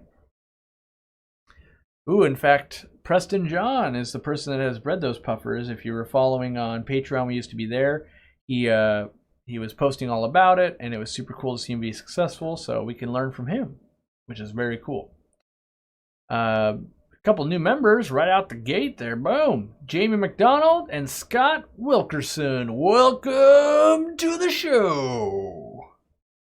And then right after that, followed with Quick Style. Eric with the dwarf hair grass won't grow question. It's just brown. I got a 29 gallon with Eco-Complete capped with Fluval Stratum, 20 Neon Tetras, 6 Amano Shrimp, a Wave Maker, a Fluval 206, root tabs, and I'm dosing CO2.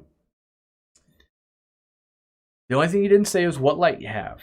But you've got everything there that should be working. If you have a good light, it's a 29 gallon tank, so I would say like a Fluval 3.0 would do it. A Planet Plus 24/7 would do it. Crazy high-end lights from ADA would do it. But like a Phoenix Stingray light would not do it. Assuming the light is good, the only thing I can think of is that like it took a beating in shipping or something like that, and the immersed grown form is not taking to submerged grown very well. Yeah, that's all I got for you until I magically stumble upon the light you have, and then I go, ha ha, that still doesn't help. Dang it. Daily Vigil says, I love the shot glass measuring cup. Got rid of all my plastic measures. And now my towel I save on Bounty. What? Okay. Thanks, but would love it if the Black Friday code was also 20%. Let me think. And now in love with my towel. I save on Bounty. I would love if the Black Friday code was also 20%. It should be. Like, I'm gonna look down in the comments right now, but if you're trying to say that the towel should be 20% off, if the towel is not 20% off, that's my bad. I just need to go click one more button and it will be that way. So if that is the case, I can fix that. If you're trying to say something else, my feeble brain is not comprehending. So, Mike became a member. Thank you. mhow9. It's got some cool cichlids at his local auction. What do you think of Astotilapia Aeon color and oh geez, I believe the second one is a featherfin cichlid. I'm gonna look these up because pronouncing them in front of a giant group of people is just embarrassing. And I usually know them as, oh no, it's not a featherfin. It's a Malawi hat. I've never kept that fish. That's why I don't know it. I don't know a common name for it either. I'm looking it up right now on the fly. How cool am I? Yeah, it has no common name. All right. Good looking fish though. And let me look up the other one. What are we looking at? Astotilapia Aeon color. Let's see if I know those. It's rare that there's a cichlid I haven't, African cichlid I really haven't kept, honestly. Well, I didn't do predator haps. Oh yeah, they're West African, not West African, Victorian. That's what I was trying to come up with, Victorian. I haven't kept many of the Victorians. I've kept like Christmas Fulus and some of the more common ones, but I haven't kept those. So let me get back to the question now. What do I think of them? In general, with Victorian cichlids, I feel like most of them are kind of like red and yellow, like they all kind of merge together for me. So I'm like, kind of like, yeah, they're cool, they're all right, you know. But I think in a world of all the amazing colors out of Malawi, like I'd rather have Malawian cichlids. And the other one I haven't kept, so I don't know his temperament, but good looking fish. I'm not sure it's better than like Red Empress and Jacob Freibergii and let's say Electras. You know, there's a lot of good looking fish there. So yeah, I was reading this talk about breeding Egyptian mouth brooders. Oh yes, Pseudolabrochromis. I could talk about those. Also, kind of a Victorian cichlid. But it's a riverine cichlid. Anyway, is that true? I don't even know if that's true anymore. I don't want to spell it either. Now I have to look it up because now I want to know where they hail from. Where do you hail from, Pseudolabrochromis multicolor? Found in rivers and lakes in Eastern Africa. Okay, I'm not insane. Okay. I mean, it's been a long day, but I'm not insane. But yes, the Pseudolabrochromis, multicolor. There's also the Nicolasi, and there's one other one I can't remember off the top of my head. It doesn't show up on this page, but they're a mouth brooder. What's cool is they only get about 3 inches, and they're super duper colorful. They can be a little ornery, but they do really well in planted tanks. I used to breed the crap out of them. I made a lot of money selling those on Aquabid. They did really, really well. People were buying them up nonstop. And the hardest one to get is Pseudolabrochromis multicolor. You can get multicolor Victorae. You can get Nicolasi. The other rare one I see it here actually is the Philander. I saw the Philanders at Aquaglasser. Yeah. Let's see if I got any more info from, what was I looking at? I was looking for info from, yeah, Dali. Let's see if the towel thing, if we resolved that. Dang it. Well, one of them, oh wait, here we go. He wants 20% instead of 15% for Black Friday. Oh, I see. Well, right now they're 20% off. Like right now at the Aquarium Co-op, Black Friday, I think it's BF Coop 20. I think it's the code. One of my mods knows because they're way smarter than I am. But anything with the Aquarium Co-op like brand on it is 20% off. So it should be like shirts, hoodies, towels, measuring glass, fertilizers, foods, all that kind of stuff is 20% off. On Black Friday, the entire store is 15% off. So all those things I just listed will be 15% off. But also, like, we expect to ship out an insane amount of flue ball lights because 15% off is dope, especially when you know, like, here's the thing I'll remind everyone. You're going, yeah, they're 15% off. You've done like 14% before or whatever. The tariffs have raised the price on LED lighting by 25%. Very soon, you're going to go, wait, I could have bought that light at 15% off right now, and then like January 1st, like it's like 40% more expensive. Well, it's like, oh, 15% plus the other 25%? This is out of control. So this is like going to be one of those times like, if you're looking to get a light, an LED light, it's not going to get much better than this sale coming up. So that's just a heads up there. There's no rain checks. There's none of that crazy stuff. Like, we can't hold it for the next 10 years. Any of that. Like, it's just got to be the way it's got to be. So, let's see here. Candy Overhaul is the best mod on YouTube. Can I say that out loud? Can I say that out loud? She's very, very good. There are other great moderators. You got to qualify it. You got to qualify it with the best at what? I think she's in the most live streams for sure, and she's really good at what she does. But like, you know, if you're saying like Candy Overhauls is the best at trolling Corey, no way. That's got to be KG Cichlids or Joel from New Zealand, right? But yes, very, very, very helpful. Can't be thankful enough. I hope that I do well by her. That's my hope. My hope is that it's a two-way street and not just 100% like she's helping me and I don't give anything back. I try to without being over favorable. I don't want to play favorites or do anything like that either. So, yeah. Can I combine my 15% off with the Black Friday 15% off? No, because our platform can only take one coupon code. And like people have accused me like, you just set it up that way. Literally, we have no control over it. Like the platform we use, we can't change that part of it. I'd have to entirely change our point of sale system in the store and our e-commerce system to break that system. So that just ain't gonna happen because that's like a year's worth of work to do that. So unfortunately, no, we can't offer that. Also, it's one of those things that like, look, a lot of our stuff is already at MAP pricing. What does that mean? MAP means minimum advertised price. So it means I can't sell it for any lower, nor can other people. We're giving 15% off of that price, which doesn't leave a lot of margin to begin with.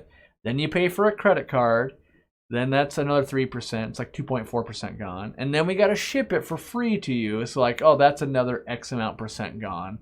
And so the reality is Like if you buy a light at 15% off and we got to ship it to you, I believe on let's say you spend $190, legit, I think this is honest, $190 on a light, I think about $12 might actually hit the account. And that still has to pay for the person that packed it, and we had to store it, and we have to do all that stuff. Like that just literally by the time all those things have happened, I think $12 hits the account, and portions of that got to go to rent and got to go to the person that packed it. So the money is being made. I'm not going to say we don't make any money, we're doing it at a loss, but that extra 15% that cuts out, and so if you do the math, you're going, wait a second, if this guy sells a light, he's probably making about $40 off of $190. This is insane. He's getting rich. Yeah, I mean, but lights break and they get lost in shipping, they get damaged. We have employees. We got to have someone answer everyone's questions for free. I got to be here on the live stream. Like, you know, we are making money. I do take care of my employees, but you know, I don't have my Rolls Royce yet. I don't have anything crazy yet, so, you know, I try to give back as much as I can. The more money I make, the more I try to give back. Trust me. Those around me see it and know it. All right. This seems like an important question. We had some goldfish lost in shipping. They are extremely ammonia burned to the point where they look like they are peeling. Yep. So they've got ammonia burn. How would I treat the burn to prevent any secondary infections? I personally would go with 1 tablespoon of salt per 2 gallons of water in the quarantine tank, and I would add either Stress Coat or Hikari Ultimate, and I would just let them marinate in that, and their gills are going to be burned. I'd make sure I have decent aeration, but not too much flow so they can't rest. You basically just want them, think of like a burn victim. What do? We try to mitigate the pain as much as we can, try to keep infection at bay, and then just like let them just be there going, oh my God, this is horrible. That's about all you can do, is let them be there going, this is horrible. Let's try not to get infected and also try not to die. That's legitimately the game plan there. And no one likes that game plan because that's the game plan that doesn't sound like it's going to work, but that's the only game plan that can work. So that's what I would do. And it's not a great place to be, honestly.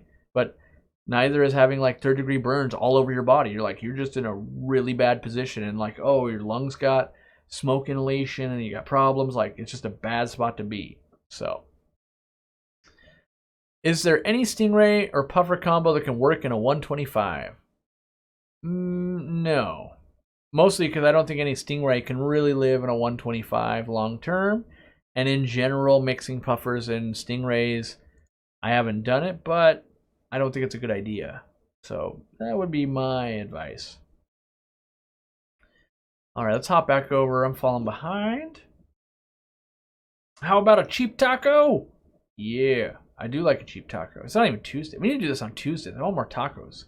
Wife, Dorcula, if you're listening, if we have taco fixings, I want a taco.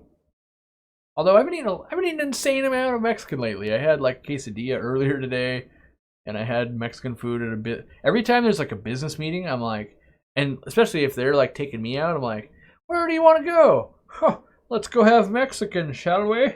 And I just do that every time. So lately I've been having a lot of meetings, so I've been eating a lot of Mexican. So I take that back. We don't have to have, and I know we have Sloppy Joe leftovers in the fridge. I'm having Sloppy Joes. It's settled. What's the most important ingredient in fish food? All right, I'm going to clue you guys in on an industry secret. Are you ready? Like, everyone's going to be super pissed I even tell you guys this. All right? There is none. What? That's right. There is no most important ingredient. The most important thing is, do your fish eat it? Do they die after they eat it? No? Oh, do they look better? Yes? Great. Is it a varied diet? No, because it's one thing coming out of a container? Then it's bad, right? So the reality is, you could make a whole case that this is the best thing ever. And then you have a company like Dinnerlay. Like, I super want to try this food out. They have a whole slogan, fish are friends, not food. Well, that's clever. Marketing. But the cool thing was, all their fish food lines literally don't have fish in them. They only have bugs, like soldier fly larvae and that kind of stuff. And I'm like, well, It kind of makes some sense, actually. I want to try it. That being said, you'd be poised to say maybe the protein source is the most important thing, but what's the best possible protein source? Like, well, the reality is a very wide spread of different protein sources is the best thing. So, and I also don't believe on focusing on the worst thing. Here, like if there was a fish police that I think are causing problems, but not horrible for the hobby, it would be the fish food police. Because it's not that they're wrong, but they're also not right. They, like, when I posted Vibra Bites, they're like, people were like, ingredients 3 and 4, those are fillers. What a moron. You know, and it's like, yes, they are fillers.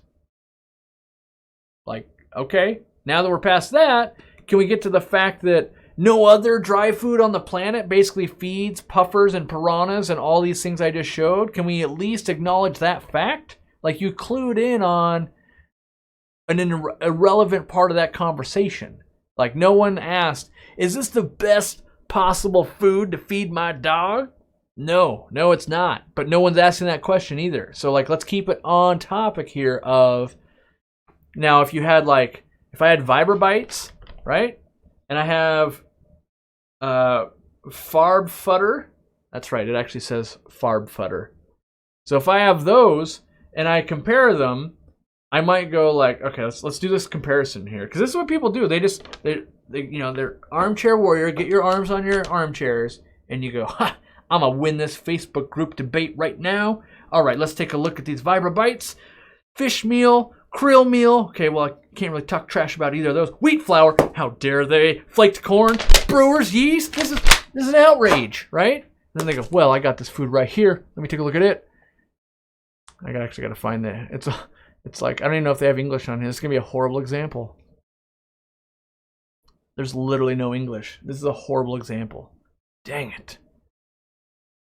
Well, I can get you right here. It's got fish meal, which is FICHMEHL, and then it's got Weizenmehl. I have no idea what that is, but we're gonna say that's a good ingredient. And then it's got 10% krill. Well, that's good. And then it's got more words I don't know. And then it's got gramaris and spirulina. All right, those are good things. And I know it's got white lip mussels in it, because pretty much all Sarah's foods do. But that's the thing, is they're going to go, oh, fish meal and Weizenmehl and then krill. Well, that's 3 ingredients in a row that are good. And then it's got this word I don't know. Well, that's garbage. And then it's got gramaris and spirulina. And it's like, well, first, did the fish eat it? 2, like, here's the thing. You could say, like, well, McDonald's is terrible. It's terrible for you. How about people that are starving to death? Is McDonald's still terrible for them? You're like, well, it's not nutritionally balanced and it might kill them with diabetes long term. But if they're going to starve to death 7 days from now, McDonald's is looking pretty dang good, right? And I think that's part of the problem. Like, oh, we're going to have a pea puffer die because it won't eat and I can't find frozen food around? Oh, yeah. Vibra Bite's looking pretty darn good.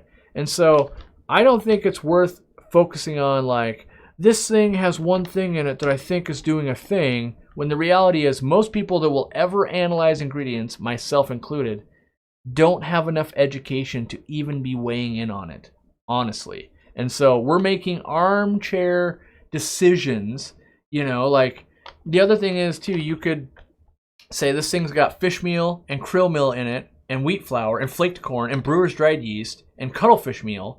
But what if fish meal and krill meal is literally 99% of the formula, and it has 1% filler, right? And then what if you're like, well, this food, it's got all these things, but what if it's 50% filler, even though it's got 10 ingredients in a row that are all evenly spaced, right? Like, and there's some, how do I say this? There's some trickery going on there. You can separate out wheat germ meal, wheat germ, like, I don't know, other crap. There's different ways to spread out stuff so it doesn't look like it's such a big thing. One thing that is cool, like on this food, is that 10% is krill. That's a good thing. So we know you can do some logic here. If the third ingredient in this food is 10% of the overall weight of this food is krill, that means that Weizen meal and fish meal have to be higher than 10% to legally put it in that order. So they're at least 11% each. So you could read this label and go, oh, it's 11%, 11%, 10%. But we don't know. It could be fish meal is 85%. No, it actually can't be. It could be 75%. White's meal could be 11%, and then 10% krill, and then 4% other garbage, right? And so we're armchair warrioring stuff that we really have no business fighting about. And the reality is, can I eat a cheeseburger tonight? And if I only eat cheeseburgers, is that going to kill me? Probably. But what if I eat a cheeseburger and then tomorrow I have a salad, and then the next day I have a steak, and then I have tofu, and then I have spaghetti, and then I have this crazy varied diet? The reality is, it's pretty much averaged out to everything.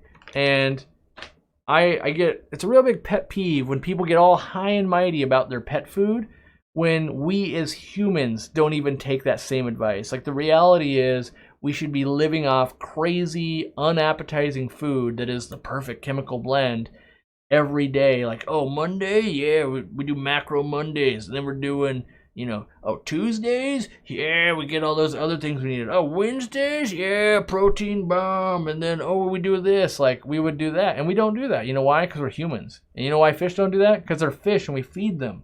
So pick a food that your fish like, it fits your budget, and you're basically done, right? Like, get a couple of foods, vary it up, move on, and spend time not arguing about who has a better fish food. Spend time looking at your fish, changing water, learning about fish, building another fish tank, enjoying life, not hating on others. Like, there's all these things you could do that will actually make your aquarium better, but fighting about which top tier fish food is slightly more top tier is a waste of time. That's what I'm going to say right there.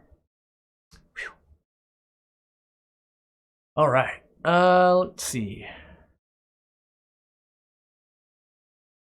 Hey, Corey, love all your videos. Currently I have 3 Julie Corys in my 20-gallon. Can I get more? How many can I fit before they need a bigger space?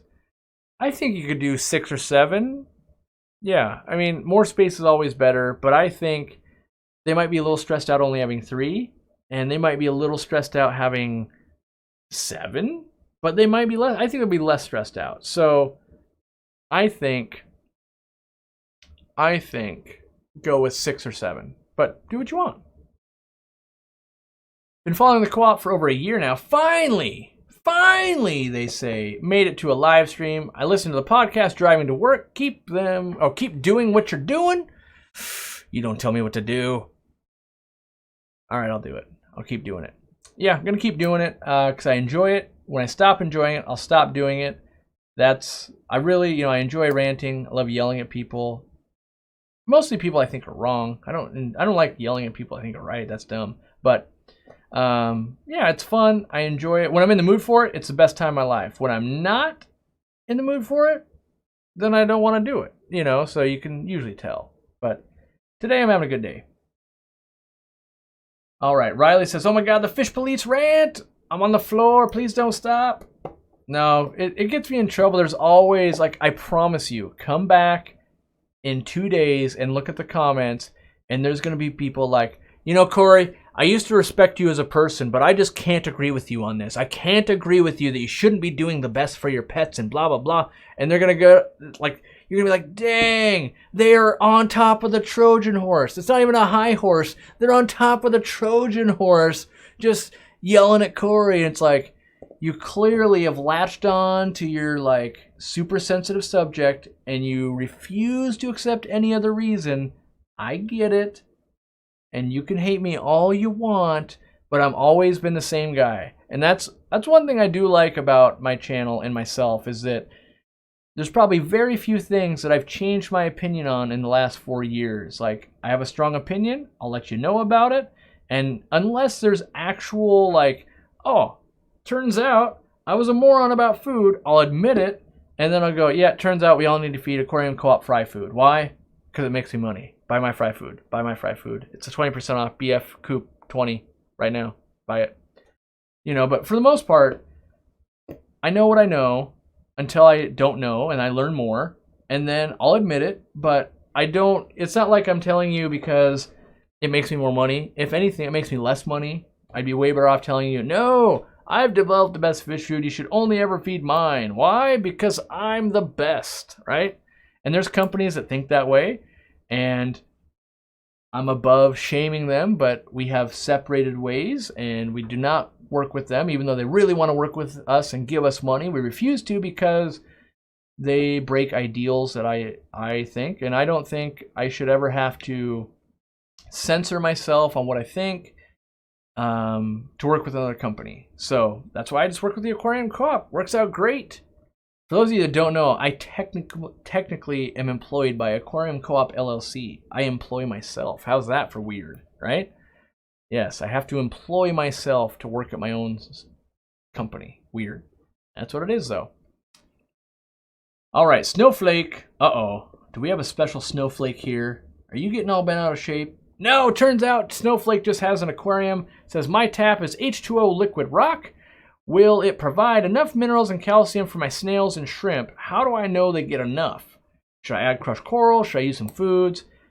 You probably will have enough. That being said, we established a little bit earlier, don't know if you were listening, that when we test for hardness, we're testing and we get back the combination of magnesium and calcium. Your water could be crazy hard and have unlimited magnesium, in which case it would not have the calcium for those guys and you'd have a problem. But if you watch them for a while and you go, hey, they're not having calcium problems, guess what? You do have enough calcium. But I do recommend with shrimp and snails, you add in a way for them to eat it also. So even though it's in the water and we're not going to dissolve their shells because the pH is too low or there's not enough minerals in the water, so we're not dissolving it, we want to be able to have them ingest it so that you can, so not you, but they can build more shell and do that kind of stuff. So I would say feeding a food that has some calcium in it, good idea, not necessarily a bad idea.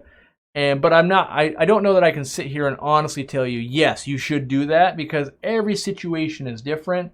I would just say it's probably a good idea. I myself do that. So I usually try to recommend what I actually do. Yeah. MHOW9? Hey Cora, what is the wooden counter behind you with the numbers? Sorry. We're too observant. Oh, this thing you say? What is this? It is how many people like me in the world on Facebook. Yes. So that is our Facebook counter. And currently 33,275 people I have managed to dupe into my giant scam at this point. Yeah. Really, I just bought it because I thought it was cool, and I totally thought this would happen. People would be like, hey, is that a counter? And I'd be like, yeah, that's a counter. And he'd be like, oh yeah, I should like him on Facebook because he releases stuff there, like articles and funny pictures and things, reviews, that kind of stuff. Like, it's where the cool people hang out. But hey, if you haven't liked me yet, I realize you don't want to be one of those cool people. You're the hipster, anti-scene. I get it, So you can be, if you really want to be on the inside track, you go, huh, the Aquarium Co-op page? No, I hate that giant corporate entity that employs Corey McElroy, me. Instead, I actually gave a like to the Corey McElroy page. What is that, you ask? That is the thing that Corey made to make himself look better. He is labeled as a public figure. How's that? You can go like that page, and there you won't get any of my promotional crap. What does that mean? You won't get any of the sales pitches or anything like that, which mostly means I don't post a whole lot on there. I do post on there, but if you take away all my sales pitches and me having to do my work, I'm pretty darn busy. So there's not a lot of stuff I find, but I can't even remember the last thing I shared on there. It had to have been something actually cool. I think it was the aquatic experience video maybe, because I really believe in children and getting them into the hobby and that kind of stuff, but it's definitely it's a more stripped down version of what I do, and I'm going to do some super cool stuff with it coming up, but for right now, it's just, we're building it, if you will. I know I realized, Marcus, I missed your super chat. You're probably super angry right now that I skipped past you. Guess what? I'm coming right back to you. Apistogramma species blue steel, is that hybrid or wild caught? I got the same question myself, my friend. I've heard both. I think it's a hybrid. And I've heard it's a hybrid, and I tend to believe it. That being said, I cannot 100% confirm it or deny it, but I believe it to be a hybrid. Michael says, love all your video, help! I hope that's love all your videos that help, and not love all your videos, help, I'm being attacked by pirates! Yeah, so I hope it's the former, not the latter. How long does crushed coral maintain pH? How long does it last? How do I explain this one? Proportionally based on how much it's used. So 1 pound in 100 gallons of water might only last you 2 weeks. 1 pound in 10 gallons of water might last you 6 months. If you have really hard water, 1 pound in a 100-gallon tank might last you 6 months. If you have crazy acidic water like I do, 1 pound in a 100-gallon only lasts you a week. So the best thing you can do is kind of test your water maybe every other week or something like that and go, okay, it's starting to go down. Uh-oh, better replace that crushed coral. Yeah. Uh-oh, apparently we've killed Cassandra. Cassandra's fish zen is crying. She's filling up her aquarium with tears. It's getting a little bit salty in there. Oh no. Oh no, not again. 54 Punchy says, Corey's getting tired, I can tell. Oh no, I started tired. I did not get a good night's sleep last night. I had some very big meetings today, which was hard to put my brain to sleep. My wife can attest that this is no joke. I'm a workaholic. At 4 o'clock in the morning, she rolled over and said, what are you doing? And I was fully engrossed in an Excel spreadsheet trying to prep myself for the meetings today. So that's the level of tired I am. 4 o'clock Excel spreadsheets and meetings. So, but soon I'll get to tell you guys about it. I hate not being able to tell you guys because I love to be super open, but it's a bad business decision to talk about them. One, I legally can't. Like, the new employee can't do that yet. And I'm working on to work with a company, and I don't want to shoot that in the foot before it happens, so I can't tell you about that. But the minute I can, I will tell you about it, and I will explain it. And I've got this video planned out so that you guys can all hate on me because I'm selling out. And then I get to tell you how I'm not selling out and all the things I'm going to do with the money, and to please believe in my track record of when I say I'm going to do something, I do it to the best of my ability. I have generally reinvested money into other YouTubers and done all these bigger things than just put money in my pocket. That's what I'm going to try and explain what I'm going to do. And you guys are going to go, how dare you? You're not going to do that. And I hate you. And I used to watch Corey before he was an idiot. Turns out I was always an idiot. You just didn't know it. But all that'll come out, and it'll be fun, it'll be cool, and all the hate will happen. And then it'll be like 2 months later, and you'll be like, whoa, he's doing dope things. That's super cool. And then the same guy that says I'm a sellout will be like, I always knew he was gonna be honest and say what he was gonna do and do it. Yeah, I've had his back the whole time. You know, so that's how it's gonna be. Amber Rose says, oh, I hope the company is Biohome. No, that would be a company that I would never work with. That's not true. I can't say never work with. If they came to me and were like, let's teach people how Biohome actually works, then I would work with them because, like, in general, putting Biohome into a cannabis filter, if you know how to grow anaerobic bacteria, essentially you know that could basically never happen in that cannabis filter. I'm not saying it's impossible, but in the way at which people think it works, like in our typical aquarium, it's essentially impossible. So if they really wanted to go, oh, well, let's actually teach them to build an 8-foot-long reactor, we'll put in Biohome in there, and then we'll teach them about using up the oxygen within the first 2 feet, so then there's no oxygen left in the last 6 feet, in which case anaerobic bacteria will really thrive and scrub that water clean, and then we'll re-aerate it back on the way into the tank. Great, let's do that. Pay me to do that. That'll be awesome. But if it's just, hey, we'd love you to sell Biohome and just tell them it's going to do things it won't do, then I'll go, can't do that. You know I can't do that. Won't do it. Sorry. You know, I don't care how much money you're paying. I can't sell my reputation, you know. So that's how that goes. Don't want to miss these questions and super chats and things. Can I mix Mabunas and other species like peacocks or even cichlids from South America? I'm new to the hobby, 75 gallons, just bought it and set it up. So here's the real answer, GTL Mike. Yes, yes you can. And then you're going to go, but the entire internet says you can't do that. And then I'm going to go, yes, yes they do. Are they wrong? No, no they're not. So can I pull off some of that things because I've kept a lot of those cichlids personally? I can judge their temperament and what they do and how they live and what they're going to want to do in the aquarium. And could I probably make it so that those two fish that shouldn't go together could? Yes. Could I just go like, oh, I'll take one of all the cichlids at the pet store and put them into a tank?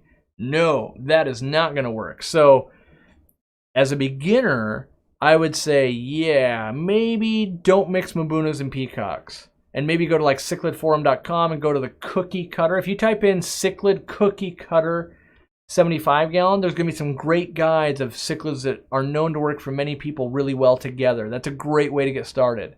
Then you can see those fish. You're like, well, I hate that fish. That one's a jerk. That one's leaving. These ones are super nice. Gonna experiment that. Those are cool. Oh, those are jerks too. 3 years later, you're going to go, oh, I get it. Now I can start mixing some of these fish because I've kept enough to know which ones are jerks and which ones are nice and which one feed differently than other ones. And so it's a learning curve. So yes, you can, and no, you can't. So there you go. I see that Timothy says, can you read my message on live? I can read that one. I don't know if I can find the other one in a timely manner. If I can see it in a timely manner, yes. If there's another message. I don't even know. I could be looking for something that doesn't exist. Ooh, doggy. I don't see it. So the answer is, unfortunately, not that message. My bad. What do we got? We got best of luck in my new endeavor. Well, thank you. Yeah. My goal, I still remain committed to it, is to actually change the aquatic industry. I know a lot of people say that. I get it. And until I've done it, I would call me an idiot too and be like, you're not actually going to do it. I get it. Cool. If I ever pull it off, though, I got the biggest I told you so coming so hard at all the naysayers. If I don't pull it off, hey, I'm that guy that never pulled it off. You saw it coming 10 years ago. You got me. Dang it. Never pulled it off. But you'll never pull it off unless I try. And so I am trying. And I hope I get the biggest I told you so ever. But even then, I probably won't do it because I'm too nice to do it. I'd just be like, see, I did what I said I was going to do. Look at that. Hey. Ooh, we got a message from Dat. Corey, would 10 black neons, 2 platies, 2 platy fry, 2 rubber lip plecos, 6 corridors, and a gourami be too much for a 20-gallon high? The only part that really worries me there is the 2 rubber lip plecos. Those are some poop factories, my man. Or girl. Could be a guy or girl. You kind of got that going on in there. So, is it too much? Yeah, probably. Like, as a responsible human, I'm supposed to tell you yes. Could you pull that off? Yes, you totally could. You're just going to have to do more work than you might want to do. So, yeah. Anyone on YouTube doing high quality breeding videos? Well, let me quantify that. High quality as in like visually, like camera work, or high quality as in information. I think there's a decent amount of people that do good quality information stuff. That being said, I can't think of anyone off the top of my head, which makes me look like I have no idea what I'm talking about. But I try to share stuff that seems really good, but I don't watch many people's breeding videos anymore, so I don't have a list where like, oh, you should be watching this one, this one, this one, this one. So I'm pretty much useless. That's what I know. Nick Conte, 4 cars and 1 betta and a 55-gallon possible.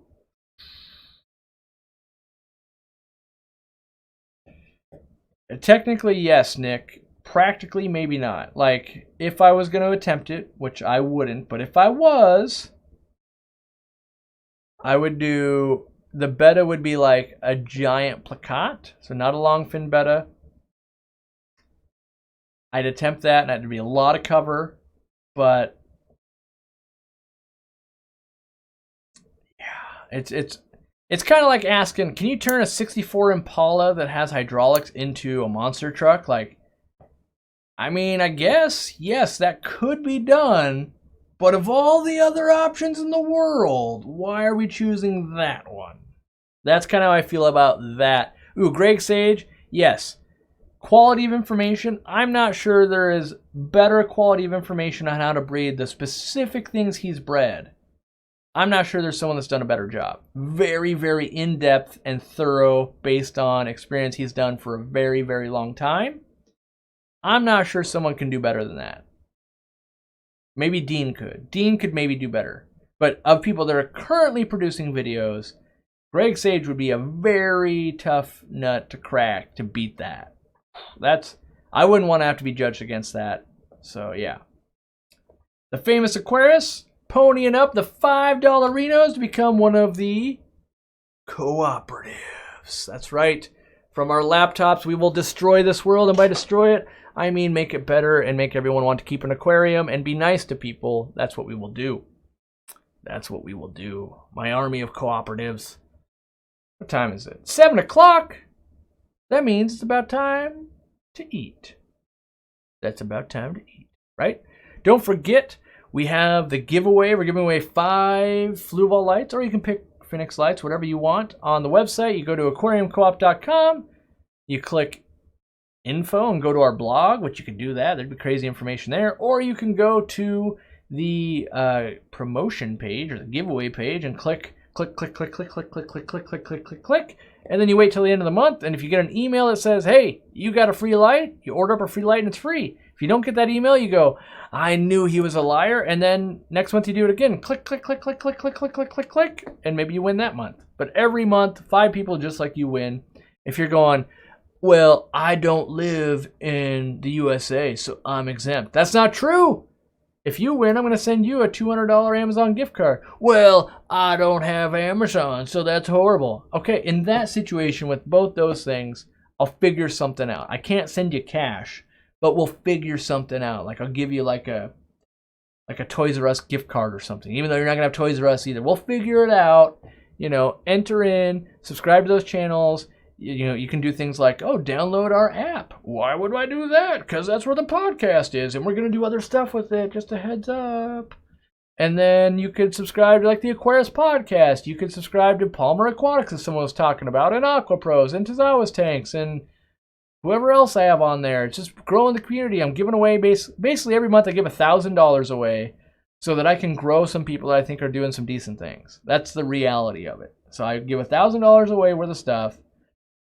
And then you guys subscribe, and then if they do a good job, you keep watching them. If they don't, then you don't, right? Like, no harm, no foul. That's all you got to do. So go buy all of our stuff. Sign up for the newsletter because we're doing Black Friday deals like they're going out of style. And right now, like, all of our co-op crap on sale. I don't even know what the next one is. The next one, filters, I think. Filters. Yeah.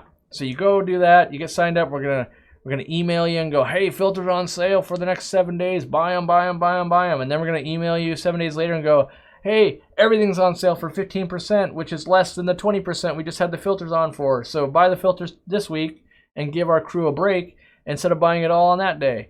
And then they're still going to pack till their fingers bleed on that day. So do that. And then, oh man, Sarah Foods are on sale at 30% off. 30% off seems like a lot of money. You're right, it is a lot of money. They're on sale for Cyber Monday. You probably should buy it then if you're going to buy it. And then wait, oh, rocks are on sale and all the other decor is on sale after that? Yes, we're trying to spread it out so that your packages don't arrive wet from all the employees crying because there's too many packages to pack.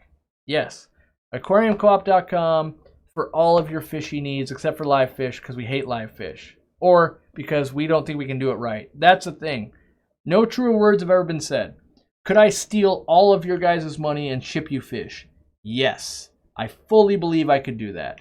Can I do it at the level the Aquarium Co-op demands excellence in trying to do everything we do? I don't believe we could do that. Otherwise, I would be doing it. Trust me. I want to help you guys. I want to ship you fish. I want to do all those things. What I don't want to do is I don't want to do it like everyone else is doing and going, well, half the time it's kind of crappy. That's not good enough. And if I can't do better than that, then I'm not going to do it until I've got the right people in place or the right space in place or some revolution in technology that allows me to do that. So unfortunately, you're going to have to deal with everyone else's crap just so that you know that, well, Aquarium Co-op is going to do it better. And when they do it better, if they ever do it, it will be better. And he's willing to give up money to not do it. I fully believe I could charge way too much money for half of the rice fish and the guppies and all the other crazy stuff I can get access to. But it doesn't do me any good to just overcharge you guys and underdeliver when I could just do nothing. And I would rather just do nothing on that front and continually focus on the front I'm fixed on. And that is making a change in the hobby, stealing all of your money through live plants and foods and co-op crap, and then reinvesting it back into the hobby. So that's my game plan, except for going to eat Sloppy Joes. And for the one guy or girl that said Sloppy Joes are gross, how dare you? How dare you? Sloppy Joes, they're not as good as tacos, but they're good. You just gotta take my word for it. Not everyone can agree, you know. I might not know anything, but I know food. You don't get to this stature by not knowing food, okay? That's all I'm saying. So have a good night, guys. Thanks for all the super chats. Thanks for all the members. Thanks for all the people that just hang out. Super thank you to the mods. Super thank you to anyone that answers other people's questions. We've scaled to a point where I can't possibly answer everyone's questions. So when you chime in and you help someone, thank you for that. You're doing your part. I really appreciate it. We'll see you. That's a lie. I will not be live next Wednesday. I'm going to be on, I can't even remember the channel I'm going to be on, but I'll post it on my community page. I'm going to be on their channel instead because next Thursday is Thanksgiving, and I'm going to be live then for 4 hours. Forever. That's right. So we figure I'll be on someone else's channel. You can come hang out. It'll probably make their day. We'll probably have the most people they've ever had because they're not a super giant channel. So they're going to be stoked. I'm going to do the same thing I do anyway, and then I do it the next day. So to me, that was like, I do the same work, get double the results. I'll do that. So we'll do that. We'll see you there. Chime into the community page, buy all our crap, make sure you subscribe, like both Facebook pages and all the other stuff, and Instagram and my TikTok account that doesn't exist, and all the things. And I'm out if I can hit the button. Bye-bye. Nope, that's not the button. The button's right here. All right, now bye-bye.